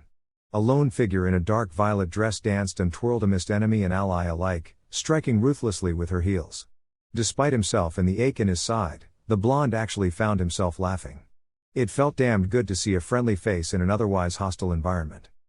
Hancock? She must have heard him somehow, for she slowed. Their eyes met across the battlefield. A relieved smile graced her face. The Empress opened her mouth to speak, moved to run to him. There you are, Tilda. Ama no Murakumo descended mercilessly. Naruto felt rather than saw the blow, and that was all that saved him. He just enough time to get his blade up and parry what would have surely been a decapitating stroke. Even then it all but shattered his defenses and drove him to his knees, shattering the stone beneath his feet. Borsellino laughed and took a hand from the ephemeral hilt of his blade and stabbed down at him at light speed, goring his shoulder before the blonde could so much as blink. He weathered the blow and crosscut a canyon into the Admiral's torso, only for his hockey-infused blade to pass harmlessly through, then nearly lost his head again when the Admiral's heel hurtled past his chin, forcing him to flare his element and vault away. The entire exchange took place in less than a second. Wiping sweat from his brow, Naruto flicked his gaze in the direction he'd last seen Hancock. She was closer now. Much closer. He knew she'd jump in to help him in a heartbeat. That she'd die, fighting for him. The thought made his heart wrench. No. He mouthed the words at her, run. The Empress must have seen the look in his eye, because, remarkably, she did just that. Not a moment too soon either, for Kizaru straightened, sneering coldly. Let's try that again, shall we? Yada no Kagami. Oh, phoo. That was all he had time to say before a yellow-toed shoe planted itself firmly against his chest, launching him away as though he weighed no more than a feather. A light-speed kick was nothing to scoff at, no matter your level. A light-speed kick infused with hockey? Now that was a world of hurt. By the time momentum finally took pity on him, he'd flown across the battlefield to crash into the scaffold wall, cratering it admirably. The shadow of the execution stand fell over him, and he glowered up at it. Oh, the irony. The cruel, bitter irony of it all. He'd planned to be here before, to see vengeance done. Before someone had appealed to his better nature, before someone made a fool of him. A small part of him wondered if Portgas d'Ace was still up there. He wondered if Luffy had been successful in his endeavor. Another part wanted to kill him himself. His head still spun from Kizaru's, however, and he vomited blood when he tried to stand, so any sort of vengeance on his part was probably out of the question at the moment. All right, I'm fairly certain he just broke the rest of my ribs. A heartbeat later, the Admiral himself arrived in a flicker of light. No escape for you. He sing-songed merrily. Naruto staggered away, gasping, favoring his left side. Kizaru followed almost lazily, loping after him. The Prince of Darkness didn't turn and fight. He knew better, now. He just didn't have it. He saw it now, as much as it galled him to admit it. He couldn't beat this guy. Not in a fair fight. Sabaody Archipelago stood in stark testament to that. If he tried, there would be no escape this time. Kizaru would come at him with all he had. No man alive was fast enough to outrun him. None he knew of, at any rate. There was simply no way to wait. There was one way. One chance. Still alive, ni tilde? The lanky Admiral drawled, cocking his head like a curious monkey. I should have known you were too stubborn to de tilde. And you were always overconfident. Just like Akainu. Naruto snapped back with a confidence he didn't feel. What happened to him? Oh, right. I cut him in half. He forced a laugh, goading him, watching that smiling visage darken. Here it was. Moment of truth. Tell you what. Since you're having such a hard time putting me down, I'll give you a free shot. He spread his arms, inwardly tensing for what was about to come. But I'm warning you, if you waste it. Crunch. Naruto's breath left him all at once. Sure enough, the Admiral had taken his bait. Numb. He felt numb for the first few seconds, surprisingly, his body unable to register the blinding sword now thrust through his gut, the searing shear of light now taking up residence where his innards resided. Then its owner gave the blade an angry wrench, and then there was pain. Agony like he'd never felt before flooded the right side of his body, as if someone had taken his own flames and turned them against him. He tried not to scream. He really did. But it burst out of him all at once, his voice rising in a furious howl. Throughout it all, Kizaru frowned. He was still breathing. Not for much longer, at any rate, but still. The sheer fortitude of the man astounded him. 3 broken ribs. A concussion. A hole in his stomach. Somehow, the cheeky brat was still clinging to life enough to curse both their lungs out. Granted, not much of one, with most of his strength sapped and his power depleted. Hell, most of his lower torso shouldn't be moving at all. A soft, sinister snarl swiftly disabused him of that notion. You'll regret it. Wait. He wasn't dripping blood anymore. Not blood at all. Flames. Flames. Borsellino bristled as a cage of black fire rose around them, interlocking spars of dark ebon rising to twine themselves round him and his would-be killer. Naruto raised his gaze and flashed him a bloody grin, a bit of flesh smoldering away from his right cheek. Then he spoke. Dragon. Only then did Kizaru truly realize just how incredibly close he'd allowed the battered blonde to get. Even impaled upon his Ama no Murakumo, the son of Rayleigh still had enough strength to raise his gaze. Blue eyes burned black as the very fires for which he had been named. A hand shot down past against the swollen shaft of light burning through his stomach, past the gleaming hilt to seize his wrist, holding fast. A sharp tug drew them closer together still, in a gross parody of an embrace. Kizaru's eyes bulged. The prince was close. Far too close. Close enough to see. Close enough to touch. Darkness. Close enough to kill. Flame. Black embers burst out of the blonde's outstretched fist in a roaring pillar of flame, turning the very stone to fire at their feet. But this was no base flame, no mere Logia ability. It was a living manifestation of his will, his wrath, all his anger and hatred called forth from the depths of the blonde's being harnessed, focused into a single attack. A dragon of pure darkness. Of flame. It latched onto Kizaru with mind-jarring force, seized him its jaws and crushed down. Hard. Darkness burned the light, sheared into him, ripping through his element as though it were a mere sunbeam before the shadow. Devoured it. Swallowed it whole. No tilde. Borsellino tried to bolt, tried to draw back, tried to do something to get away from the onrushing specter, but the cage held him as surely as it did its master. And the dragon was not yet done with him. It did not simply burn him, the pain went far deeper than that, indeed, it transcended the very concept of pain. As if his very soul had been cast into the void and torn to pieces, so too was he torn apart physically, the dark fangs ripping through his torso and arms, immune to his flailing, his frenzied attempts to free himself. And then it was done. All at once the dragon of the darkness flame vanished entirely, leaving his charred body to crumple to the ground in a broken heap. Not a yard away, Naruto stood slowly, woodenly on aching legs, armor shimmering as the last of the technique sputtered and died around them. A blink of those eerie eyes and the Susanoo armor vanished entirely, leaving the bruised blonde to smile brokenly down at him. Told you not to waste it. He croaked. Shoulda killed me quick. Trembling, Kizaru raised his remaining arm towards the battered blonde. You little. Then the scaffold came crashing down on him and he knew no more. Naruto blinked as his body reformed from black fire, struggling to understand what had just happened. A red smear/stain on the ground revealed what was left of Kizaru. It was an anticlimactic death if ever there were one, abrupt and messy. But end or no end, it had drawn attention to him. Him, and those who'd just brought several thousand tons of wood and metals raining down on his head. At first, the Prince of Darkness did not truly believe what he was looking at, because it should have been fucking impossible. Nevertheless all eyes, even his own, fell upon its cause. Ace. Luffy's voice snapped through the haze. Naruto stiffened. Watched, as an orange column of flame not unlike his roared into existence, blasting away the smoke and dust, shearing away the very clouds themselves. Two figures fell from the sky to alight beside him, one instantly recognizable as none other than Monkey D. Luffy, if only for the inane grin he wore. The other sent a cold jolt of anger through him, nearly made his body lash out.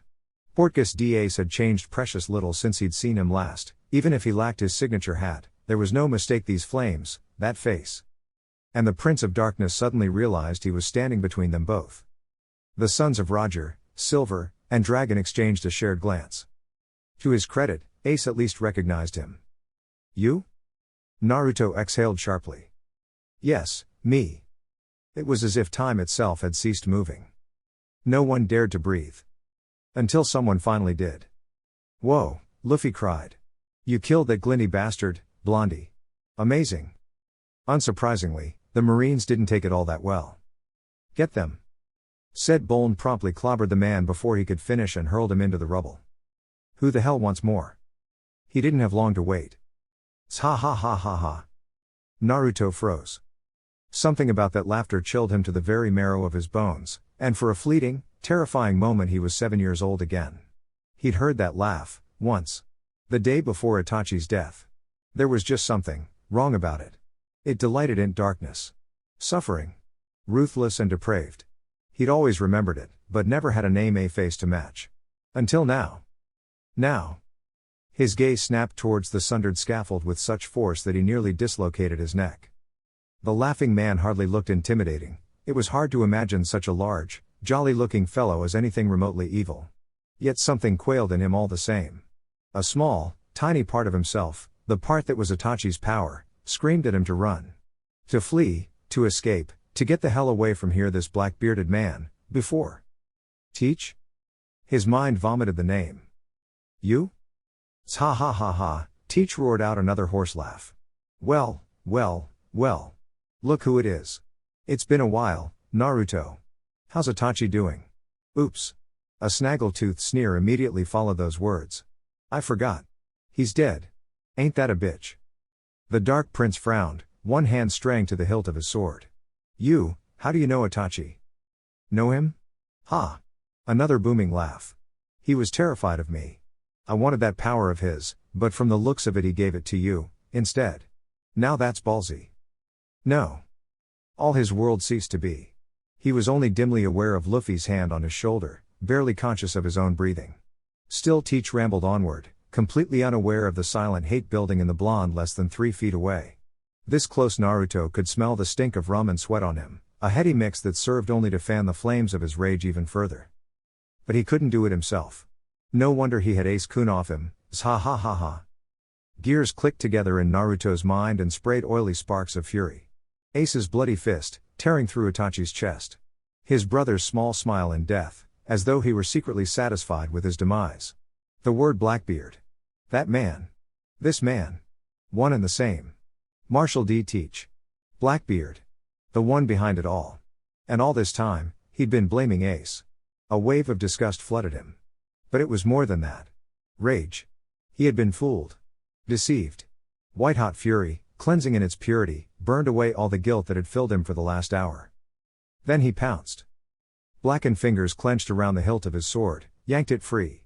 He wasn't sure if Blackbeard noticed, all he could hear was the man's laughter in his ears. It blotted out all else. Anger overcame him in a dark tide of tempestuous fury. All his world ceased to be. Almost before he knew it, his hands were wrapped around the larger man's neck. A wordless roar erupted from his throat. Motherfucker. I'll kill you. Chapter 11. Flame and Void. Amaterasu. Black hole. Flame and shadow collided in a writhing maelstrom of blackness, the dread pull of all-encompassing nothingness tugging insatiably against a flame that could burn for 7 days and 7 nights, a hellish fire that did not require oxygen to burn. The clash was nothing short of explosive. Stygian tendrils of shifting ebon wriggled wildly within the black hole, neither willing to give. When an unstoppable force meets an immovable object, there can only be one result. Either the unstoppable force falters, or the immovable object will eventually be forced to move. In this case, both happened. All at once. Thum. Blackbeard's black hole flickered in the same instant that Naruto's Amaterasu lost its stopping power.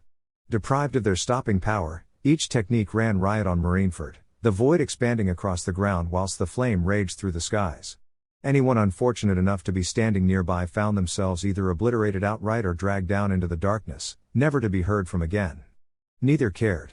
There was only the battle, only the dread power of darkness raging against the very fires of hell. Are we having fun yet, Naruto? Teach boomed. A wordless roar answered him. Once I kill you I will be. Arararara. Aokiji cried. Have those two lost their minds? They're going to destroy everything. Frowning, the last remaining admiral moved to interpose himself between the two. Shadow and Flame snarled at him. You're in the way, oi! Get lost old man. A veil of dark fire snatched Cousin up and howled in his face like a banshee, hurling the ice wielder into Marineford as though he weighed no more than a feather. No one paid his abrupt defeat any heed. How could they, when heaven and earth itself rained down fire and death? Even elite warriors like Whitebeard and Sengoku found themselves driven back, forced to retreat as the shadows continued to creep across the shattered island, consuming all in their wake, leaving nothing but shriveled corpses behind. And all the while Teach struggled. He was certain that if he could have just gotten a hold of the slippery little bastard this would all be over with by now. Use Kurozu, grab Naruto, cut his head off, take his power for himself. Then, go after the old man and take his power. With the might of the Gura no Mi added to his own, none would be able to stand against him. Everything would be his. Power. Prestige. Then the bitches. Mind-numbingly simple and part of the reason he'd admitted to killing Itachi in the first place. It was all part of the plan, everything he'd done had all led up to this moment, from capturing Ace, orchestrating events so that he'd be executed, even sneaking in to impel down. All of it. It all fed into making the kid so angry that he wouldn't be able to see straight. That he'd make a mistake and hopefully a fatal one at that. But the damn brat wasn't making any. He just kept fighting at range for some damn reason and he wouldn't stop. What was it going to take to put him down for good? Neither was willing to yield, to make a mistake. Until one finally made it. Teach grunted in surprise as Naruto's blade swept through his guard, forcing him to sacrifice his hand or lose his head. Cold steel met flesh, followed by bone, taking 3 fingers before finally finding his chest. A brutal crosscut carved itself deep into his collarbone, crushing him to the ground and wedging the blade between the bone and a burble of black blood. With that, it was all Blackbeard could do just to hold it there with his good hand, to keep the blazing blonde from cutting him in twine. All thoughts of using Kurozu to shatter his enemy's defenses evaporated as Naruto snarled down at him, eyes red and unseeing. Fear gripped his heart in a vice. I've blundered. Oi, oi, oi. Guys. He railed at his crew. Don't just stand there. Get him. He's gonna kill me. Naruto didn't hear a word of it, didn't care to notice the portly man's distress. There was only the enemy beneath him, the blade in his hands, the desire to drive it down into that ugly face. Yes, a nasty little voice hissed in the back of his mind. Do it. Avenge Itachi's end. That's the way. Kill. Kill him. Kill him. Rip his guts out and choke him with his own entrails. Destroy. Exterminate. Obliterate. Kill. His soul thrilled at the thought, his consciousness focused to a razor's edge. Vengeance. Then a blinding gash of pain ripped down his back. Of course, the little voice chimes, and here he honestly wonders if he's begun to lose his mind out merrily. We should probably kill his crew, too. They'll keep getting in the way. Rounding on the source, the blonde found a hulking masked luchador of a man gripping a bloody knife, the metal lodged deep into his back. He never took his hands from the sword, so that was the man's intent in trying to attack him. He'd failed miserably. But being stabbed still hurt, and though it was just another wound added to the plethora of injuries he'd already received, the Prince of Darkness wasn't happy to receive another. Scarlet orbs roamed upward. Narrowed. You should have stayed out of this. Wive, ha ha ha. Sorry. Burgess cackled. But I can't do ta-a-a-er. His sick laughter warped into a shrill shriek of pain as black flames swarmed up over the dagger and into his body. Wailing in surprised pain, he thrashed at the tongues of dark embers licking across his forearm, but to no avail. Even the mightiest of struggles on his part only served to fan the flames, feeding them as they devoured every inch of him. Panicking, he released the knife. Too late. Hellfire had him by the throat, and there could only be one outcome, one end, as the charred husk of Jesus Burgess dried out and fell apart bleeding black death. Even as he fell, Naruto's attention turned on the rest of the Blackbeard pirates. Red eyes rolled back into ferocious black slits. All of you, one after the other. Get out of my way. Die. The subsequent slaughter that followed would go down in infamy in the annals of history. Van Augur got off a single shot and tumbled backwards as Susanoo redirected it into his face. Shiryu fell next as a spectral blue blade materialized from nothingness to disembowel him at the waist. Lafitte tried to take to the sky, only for Susanoo's skeletal hand to reach up and crush him to a bloody pulp. Doc Q didn't even have time to blink before a meteor dropped on his head, ending his existence in a fiery explosion. Vasco Shot and Katarin Devon were only slightly more fortunate in their demise in that they made the mistake of looking into his eyes. Avalo Pizarro didn't even have time to raise a fist before a wall of demonic fire roared over him, leaving naught but bones behind in its wake. In the end, it's San Yuan Wolf who finally forced Naruto to release Teach and turn around, if only because he didn't want his prey to be crushed just yet. Black eyes burned red. Susanoo rose up once more, but this time the spectral Tengu didn't stop growing even as it towered over the massive giant and Marineford both. A giant foot slammed down on Teach's prone body, trapping him there as it continued to swell in size and stature. Great wings bloomed from its back, spanning the length of the crescent-shaped bay from end to end. The deity's masked face reflected no outward emotion, but some would later swear that there was a twinkle in those gleaming, golden eyes as its hand cocked back with menacing intent. Now, then. Looming bright and blue, the hulking apparition of flame obeyed the commands of its master, parroting a sword-drawing motion where no blade existed. Until now. Its right arm rose slowly, ponderously bringing a triple titanic-sized sword to bear in a haze of smoldering azure flame. The blade continued to rise as the combatants looked on in quiet dread, eventually puncturing the overcast sky to sever the clouds themselves in a single sweep of ethereal might, as if its owner were silently straining to reach the seething sun beyond. Light dared to peek through the pierced sky for the first time in hours, falling down onto the battlefield to cast the rays since the storm Ha. For a fleeting eternity it hung there, casting the world itself in the burning majesty of its shadow. The reactions were nothing short of abysmal. Hancock hissed at the sight. Well, this can't possibly end well. Whitebeard laughed loudly. Grrrrara. Now that's more like it. Luffy grinned. Ooh tilde. Look at that. It's huge. Ace yelped. Luffy, move. Sengoku swore softly. He wouldn't. Ah, but he would.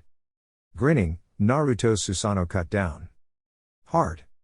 San Yuan blinked, eyes widening as the blue blade filled the entirety of vision. This was going to hurt, he thought. It was going to hurt a lot. In the end, only 2 words came to mind. Oh, she. Wham. Marineford shuddered as an almighty blow shook her to her very bones, Susanoo's sword cleaving through San Yuan's skull and body with bone-crushing force to strike the ground below in an apocalyptic display of sheer strength. Even as the severed halves of the giant's eviscerated body struck the ground, so too did a crushing canyon form instantaneously beneath the sheer impact of the blade, the raw force behind it and the terminal velocity. A burst of smoke and rubble answered, seconds later pursued by low, angry groan rising from the earth as she found herself sundered, countless marines and pirates tumbling into her dark depths never to be seen or heard from again. Naruto alighted quietly amidst the chaos, Susanoo wrapping around him. Then, incredibly, it began to shrink. Teach reared back, clutching his injured chest, silently fearing the worst as Naruto started forwards at him. Instead of growing larger as was often its wont, the massive creature of blue-black flames had the opposite effect, conforming itself to his every feature, forming a suit of ethereal armor over the already deadly pirate. But pirate or not, he was a mere man, and no man could hope to stand against him once he had them in his grasp. Of that much he was certain. No man, Logia or otherwise, could defeat him. None. He was the best. The strongest. That power of his meant nothing before the darkness. Right? Susanoo continued to twist it and writhe around Naruto, black bone and cold flame writhing its angry tendrils in every direction. Constantly shifting, never static, its many arms spread outwards like an ancient Asura, 6 limbs, 3 to either side, 6 savage swords slashing at the ground in a frenzy.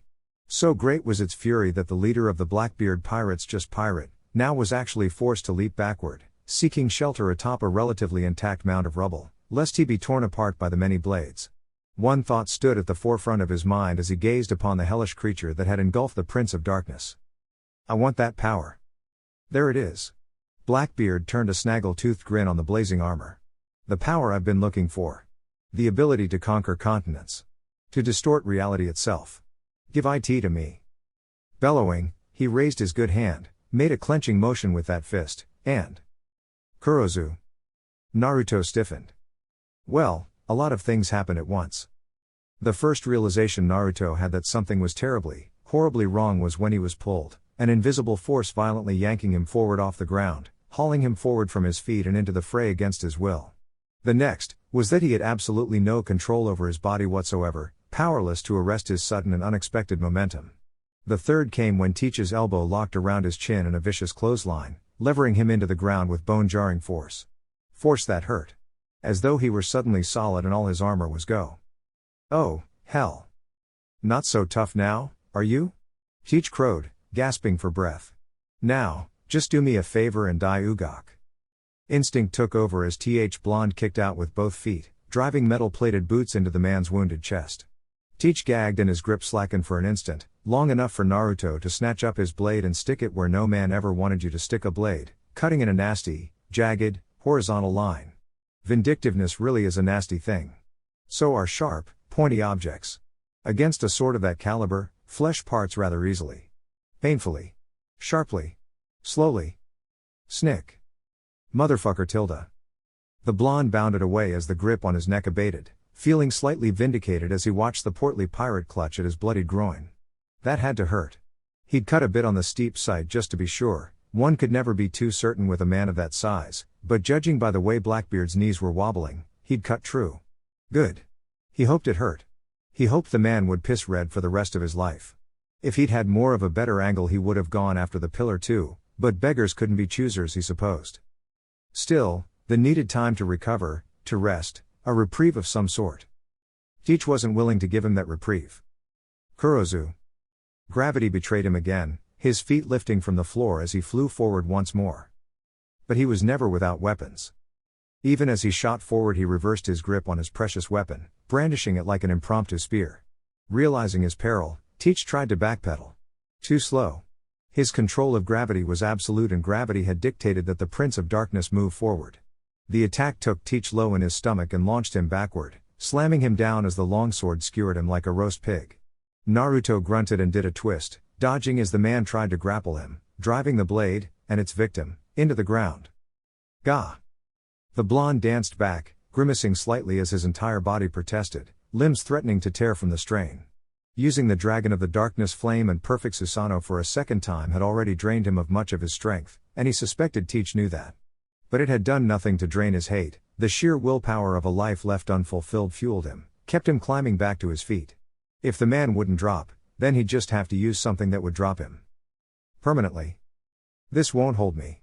Teach crowed. The darkness nullifies everything, you idiot. You can't possibly keep me down for.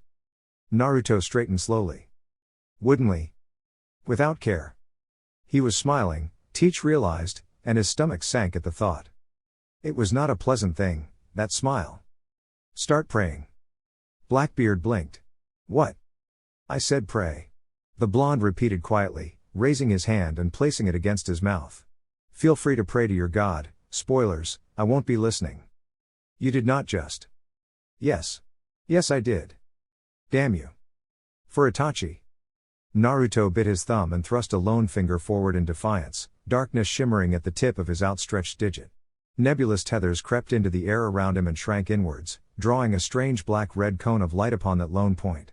As Teach looked on as he watched the blood swirl amidst the rioting flames, this point somehow shrank even further, forming a small sphere of shimmering blood and flame at the tip of the blonde's index finger. It hung there a mere moment more, wavering as though it could not decide whether it wanted to attack his master or simply obliterate the enemy standing before it. This of course changed when Naruto grinned viciously. It was all teeth. Black. Death. The air caught fire as if struck by flint, and a wall of napalm roared towards Blackbeard. As if the world itself had been consumed in an inferno, he felt the humidity spike in the fog, felt the howling pillar of flame hurtle at him with searing fury. Scrambling, he tried to rise, tried to extricate himself from the blade drilling him to the ground, but to no avail. Already he could feel his flesh beginning to warm, stiflingly so. Then came the agony, spiking through his blood, roaring in his ears, obliterating all thought, all sense, all rationality. He could only stare as the rampaging blast snarled forward to consume him. No. He cried. Not like this. I was supposed to win. Not like. Pain roared across his body. Blackness. Chapter 12. Monsters and Men. Black. Death. The air caught fire as if struck by flint, and a wall of napalm roared towards Blackbeard. As if the world itself had been consumed in an inferno, so too did he sensed the humidity spike in the fog, felt the howling pillar of flame hurtle toward him with searing fury. Scrambling, he tried to rise, tried to extricate himself from the blade drilling him to the ground, but to no avail. Already he could feel his flesh beginning to warm, stiflingly so. Then came the agony, spiking through his blood, roaring in his ears, obliterating all thought, all sense, all rationality. He could only stare as the rampaging blast snarled forward to consume him. No. He cried. Not like this. I was supposed to win. Not like. Pain roared across his body. Somehow, he managed to rip himself free from the blade pinning him to the ground and fling up what remained of his hands in vain to swallow the all-consuming inferno with his own power. Yes, that's right. He reminded himself, steeling his body against the assault. The darkness is absolute. I just need to get a hold of that damn brat again. Surely he could do something? Akin to a starving beast, the hellfire devoured his darkness in a single breath, swarming over both man and element alike with fangs bared. Realizing what was about to transpire, Teach turned to flee, only for the flame to pounce upon his now exposed back. Driven into the ground by the explosive force, he squealed like a struck pig, flailing wildly against the stone. Ringed fingers pawed at the blaze even as it ate away at his flesh, smothering all attempts to stifle its unholy wrath. Rational thought abandoned him. There was no plot, no plan, no grand scheme. Only the aching desire to escape before he burned alive. Surely if he could just. A burning boot crunched down against Blackbeard's side, shattering the thought alongside 3 of his ribs. No, no, no. A hoarse hiss trickled into his ear. You don't get to run. Not after all you've done. Strong hands seized the larger man by his hair and hoisted him upward. Spun him about to face his tormentor even as his body slowly cooked itself from within. Heated orbs the color of bloody shadows leered back at him, and the hulking rogue fought down a whimper. Those eyes were death. For all their fire there was no warmth in them. Only cold, Implacable fury. Belatedly he realized he might have pushed the blonde too far. He'd gone well past his breaking, yet still, his tormentor didn't speak. He simply held him aloft, his blank visage betraying nothing. An ember of bitter defiance flickered to life in Teach's scarred chest. Ha ha ha, you won't kill me, Naruto. If you do. Crunch. Burning knuckles roared into his disfigured face when he attempted to speak further, shattering his nose in a crimson spray. Once. Twice. Thrice. The rhythmic slap of clenched fists meeting broken bone and burned flesh filled Marineford time and time again, forcing some to look away from the spectacle. Others found themselves unable to avert their gaze. Instead they looked on, spellbound as the Prince of Darkness ruthlessly beat Blackbeard within an inch of his life. Flinging him to death's own doorstep, the Prince of Darkness stopped short, leaving his foe hanging over the precipice of the abyss. Belatedly, the battered brute realized he'd done more than that. The enraged Logia had actually cast him to the ground with that punch. Now's my chance. Gagging against his own broken molars, the portly pirate reared up and seized the blonde by both wrists. To his great delight, the young man didn't make any attempt to escape, nor did he resist. Yes. Sure enough, the flames that had slowly been consuming him abated, easing his fear of death. Now if he could just use this opportunity to land a fatal blow, the boy's powers would be his. Once he had those, he could. Ha! You're mine now. Crowing, he climbed to his feet. Ha ha ha ha. Idiot. Even if you'd killed me, they'd never stop hunting you. The whiskered warrior merely tilted his head to gaze up at him. Let's test that, shall we?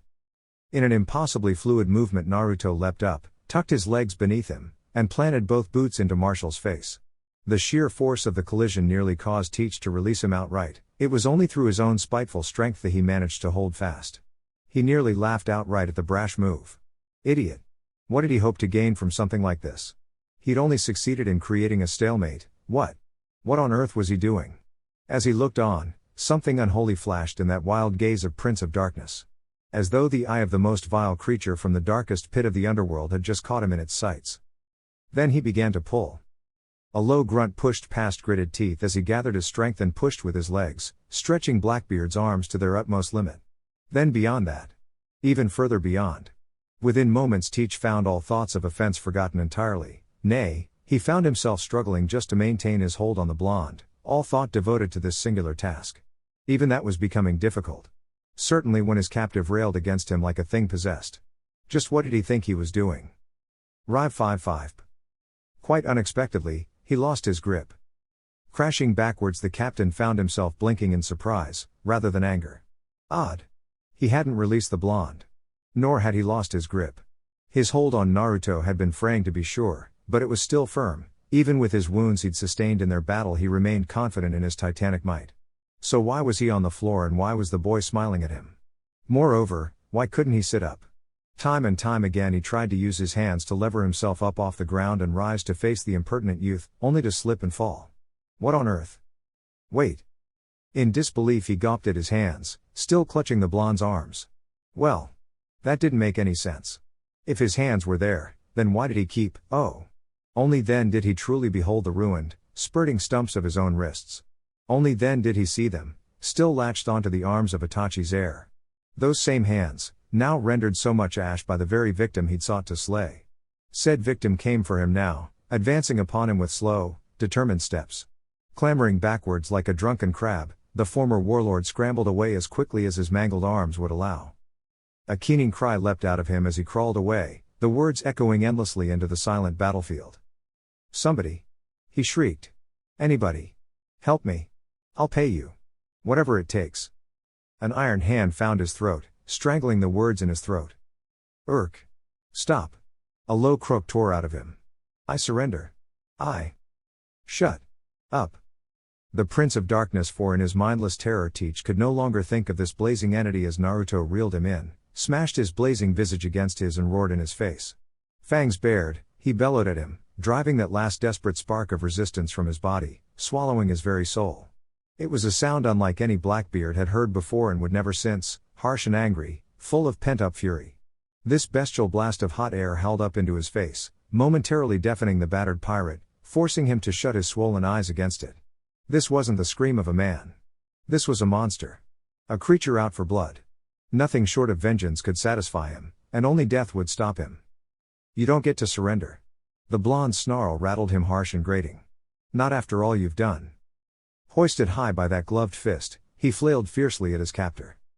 What I did that day, it made you strong. You should be thanking me. Sides, he rasped, I wasn't the one who killed him. Ace did. You know that. If there's anyone you should kill. The vice on his throat slackened, just a touch, providing him the faintest ray of hope. Maybe so. Even now he could feel his knuckles bleeding, his arms aching, begging to lash out and cut down the one who'd ended Itachi's life so many years before. Blackbeard's words had planted a seed of temptation in his chest, and as the moments ticked by, it slowly took root. Blazing eyes gazed past Teach to alight upon a distant figure in the fog of war. Ah! In his anger he'd nearly forgotten. From this distance he had a prime view of Roger's son. He could see him, fleeing with Luffy. It would so easy. Hellfire was immeasurably powerful, more so than any mere flame. Ace would never see the attack coming. A shot in the back and Itachi would be avenged, and in doing so. No. He'd be no better than this scum. Would the man he admired want him to do this? Admonishing himself for the temptation, he shook his head. What followed took Teach's hope and dashed it against the rocks. That may be true, but you were the one who set those events into motion. Not Ace. You. Clawed fingers tightened around his throat, knuckles turning white as he continued to apply pressure. I thought about forgiving you, you know. But, I can't. You've done too much, I have no choice. A dark ember snarled between them. Damn T. WW, what kind of man are you? Teach growled. You've already beaten me and taken my hands. Isn't that enough? What more do you want? Not a heartbeat later, he realized the awful truth. Man? Blazing eyes regarded him coldly, without pity, without empathy. I am not a man. Men do not fear swords. No, they fear monsters. Scarred fingers tightened around Teach's throat, relentlessly squeezing the life from his lungs, grinding all hope of resistance away as he continued. They run from them. Hate them. Fear them. Dread them. A swirl of black flame blossomed in his right hand, cradled aloft for Teach and Teach alone to see. Swelling larger with each passing moment, it grew to encompass the blonde's arm, leashed only by a thin tether of willpower. Frantic, he tried to squirm away from it, to no avail. Sometimes the world no longer needs a hero, or even a pirate. His captor rumbled. Sometimes what it needs is a monster. Naruto leaned forward, raising his voice to be heard above the low roar of the flames. Too late, he realized his peril. Deprived of his hands, he could only kick uselessly against him. With so many wounds it proved impossible to even call upon his powers, to deny him the satisfaction he sought. And even had he possessed some modicum of control over his abilities at this moment, it would be been stolen away by those blazing orbs. I am your monster, Teach, Naruto hissed. You created me. As thanks. Silently, he pressed his hand to the pirate's chest, fingers splayed. With a wordless howl, the flame surged forward. I give you oblivion. Marshal D. Teach didn't so much burn as he ceased to exist, his body turning to so much ash beneath the raging element. This time when the hellfire struck him it showed no mercy. The wave of black death flowed up and into his body, eviscerating every fiber of his being, searing through cloth and flesh without pause. Muscle and sinew evaporated. Bone crumbled. Whatever spiteful last words lingering on his tongue withered and died in his throat as the skin peeled from his physical, leaving only a sundered skeleton behind in their place. Soon enough, not even that remained. What cinders lingered found themselves blown away by a strong breeze. Ashes to ashes, he murmured to himself. Dust to dust. A small smile alighted upon Naruto's visage. It didn't last long. There. How's that? All that talk and for what? Now you're dead. Turning to face the charred ground, he felt that smile begin to slip. Soon enough, he found himself scowling. In avenging his brother he'd done more than alter the fate of the war, he'd deprived himself of his purpose. Having carried a grudge for so long, only to be rid of it, was almost too much to bear. Why was he here? What more was there left for him to do? Worse, the temptation to confront Ace for his part in Itachi's death remained in spite of all he'd done. It lingered like a bad taste in his mouth, casting an ugly shadow over his thoughts. Shame and dismay warred within him. The savagery of Blackbeard's death had momentarily put the war on hold. All eyes were on him, not with respect, but fear. For better or worse, he'd made himself known to the world. Become a wanted man, hated and feared by many. Was his vengeance worth it all in the end? Hey, Itachi, are you proud of me? The heavens didn't answer. With that thought, his wounds finally caught up with him and he succumbed to fatigue. His body betrayed him at long last, dropping to a knee despite all demands to stand. Try as he might, it was all he could do just to breathe. After fighting for long without pause, without rest. Naruto. Unbidden, he swayed in place. Hancock? Slender arms seized him from behind even as he pitched backward. Propped him up, lest he fall. Naruto didn't think to struggle, at first. By the time he realized who had come to his rescue, it was already too late. In dismay he tried to break free, only to find himself held fast. No. What was she thinking? She had to know the eyes of the world were on them now. For her to make a move and rush to his aid would do more than paint her in an unfavorable light. It would strip her of her title as a warlord, and worse than that, she risked attracting the eyes of the world nobles themselves. What are you doing? He hissed through clenched teeth. Let go. If someone sees. Breathe, beloved, she whispered quickly, urgently in his ear, feigning a struggle even as he grappled with her. He's dead. There's nothing more you can do to him, or you. Find purpose in living. Play your part. The eyes of the world are on you, now. I'll be waiting for you. Right. Exhaling softly, he forced himself to growl, to adopt the very guise he so desperately despised. There was no other choice. To show his true face meant exposing their weakness, both hers as well as his own. It was easy enough to fake a blow, to pull his punch and fling her away. For her part the Empress played her role beautifully, her pained expression almost made him wonder if he'd genuinely injured her. Were it not for the knowledge that he deliberately held back and refrained from the flame, he might have believed her. Grimacing, he spread his arms wide, as though to embrace the heavens themselves. All right, then. Raising his voice to be heard by marine and pirate alike, he spoke to the masses. Now that we've taken care of that, it seems you lot have a choice to make. I think we've all realized this little charade isn't going to get us anywhere. We've killed a few of yours, you've killed a few of ours. So, Sengoku. Let's talk. Well said. In all honesty, the Prince of Darkness was delighted to be upstaged by Shanks. Chapter 13, Finale. So. This was how it ended. Not with a bang or a roar, but a pleased sigh. Naruto gazed up at the ceiling of his cabin and exhaled in stoic satisfaction as he folded both arms behind his head. His stitches protested at the movement, but he ignored them. All around him, the world was still. Save the sound of the odd waving slapping the hull of the ship and his own breathing, he couldn't hear a damn thing. Why, he dared say it was quiet. He liked quiet. Quiet was good. After all the noise and horror and chaos of Marineford, it was bliss itself to finally lay back in a bed and simply relax for a moment. The rest, well, that was just a bonus. Stop moving. A blonde brow arched. I'm not moving, Boa. You are. Hancock muttered something crass in her sleep and nuzzled her head deeper into the crook of his neck as she held onto him. For his part, Naruto restrained a smile and carefully tilted his head to lay a gentle kiss upon her cheek. Her lips curled in a silent smile and he took a moment to hold her close, to simply bask in the warmth of her naked body spooned against his. They'd done quite a bit of relaxing on the voyage home. All right, fairly more than a bit. Injuries aside, he regretted nothing. And injuries he had aplenty. Beneath the sheets his torso was a mess of bandages and gauze, and nothing else.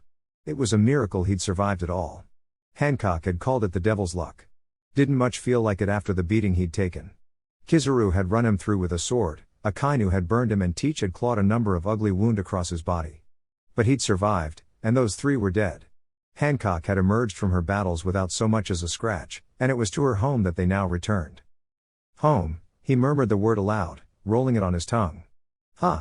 Might be best to take it easy for a while. The thought had him clicking his tongue. Home. He'd never really thought of Amazon Lily as his home. Or any, really. He still didn't. Perhaps he would grow to love it as Boa and her sisters did, in time. They had all the time in the world, now that the war was finally done. He wasn't fool enough to believe things were finished, but they'd earned themselves a reprieve at the very least, thanks in no small part to Shanks. Like it or not, the war of the best was over. On his end? Rousing success, that. Teach was dead, Ace was alive, and the world government was left with a big honking black eye. If that wasn't a victory, he didn't know what to call it.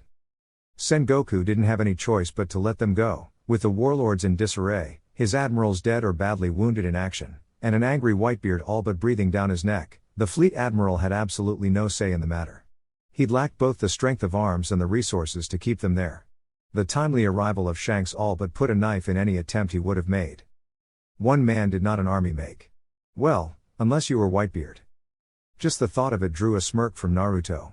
Screw Sengoku. Not only had he failed to execute Ace and been summarily stabbed in the back for it, but the whole world had witnessed his failure firsthand. Never mind Ishii's. He'd never keep his position after this, assuming he didn't simply resign out of sheer shame. Whomever took over would have a right mess on their hands. The Marines would be in utter disarray for months, if not years afterward. They'd be too busy cleaning up their own mess to come after him or Hancock. Naruto hummed at the thought. Perhaps that was petty of him to revel in the man's failure. There could be no coming back from this, no covering it up, though he was sure some would try. Some might seek to spin it as a victory, as the Navy standing strong in the face of the pirate menace. Accuse it, but he knew the truth.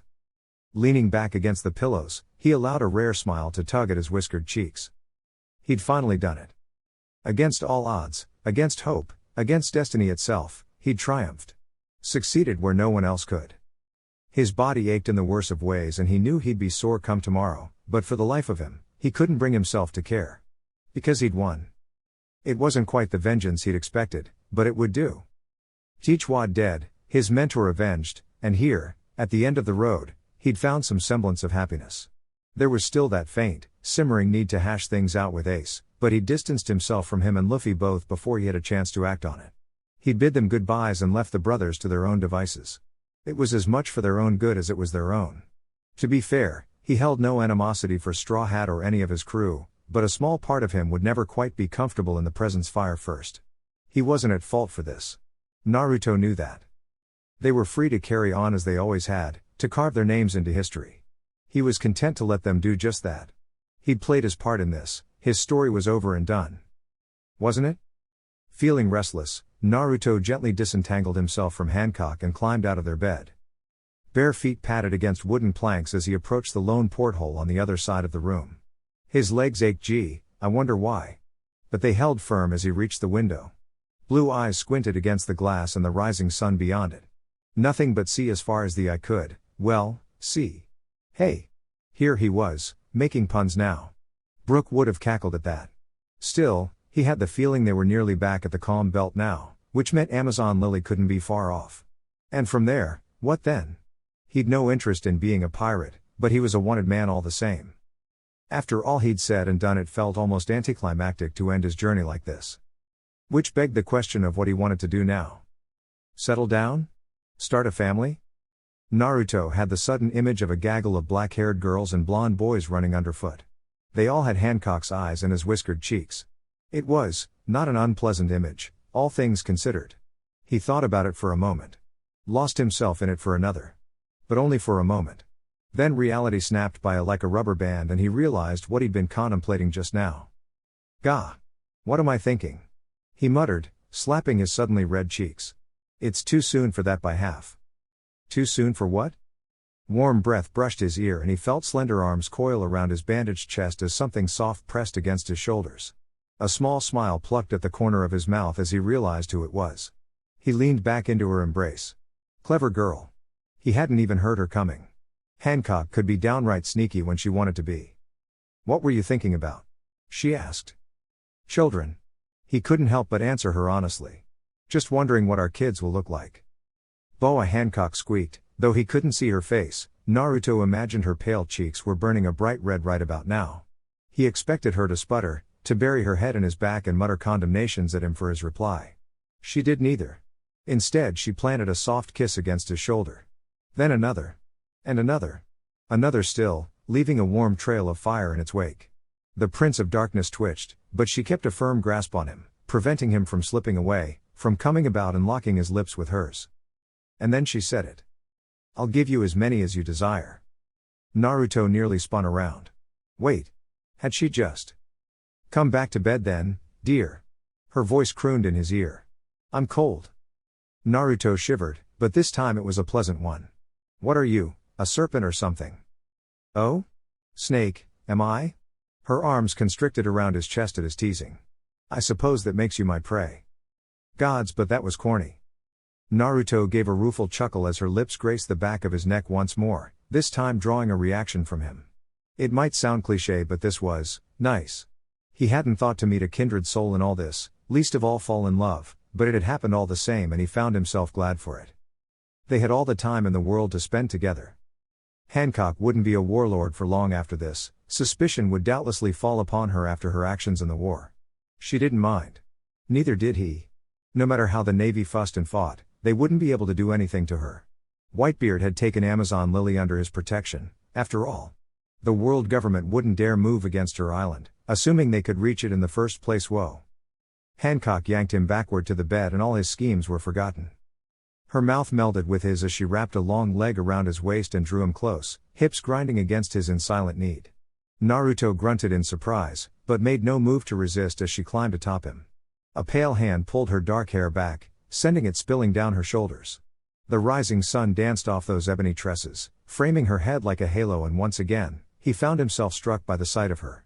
She took him in easily as she began to rock against him, and the sight did marvelous things to her full breasts. But it was her eyes that held him. "Thank you," Hancock said suddenly. "For saving me." Naruto blinked, briefly taken aback by those words as he gazed up at her. "You saved yourself." "No. I didn't." Her lips closed on his again, muffling his protest before he could speak it. "If not for you, I never would have changed. I'm so glad I met you." She purred the words between frantic kisses, hot and heated. "I love you, beloved. My beloved. Mine, mine, mine. No one else can have you." This was not the ending he had fought for, nor the one he'd expected, but he accepted it all the same. He had no grand ambition to conquer the world, no need to rule the seas, no desire for any treasure. Wait, he told a lie at the last one. Hancock was all the treasure he needed. Here, at last, he felt true peace. Tangled up in the arms of this beautiful woman, his soulmate. Naruto let out a small sigh and an unseen weight fled from his shoulders. Then he surged up with a snarl and returned her affections tenfold. Hancock's delighted cries echoed through the cabin.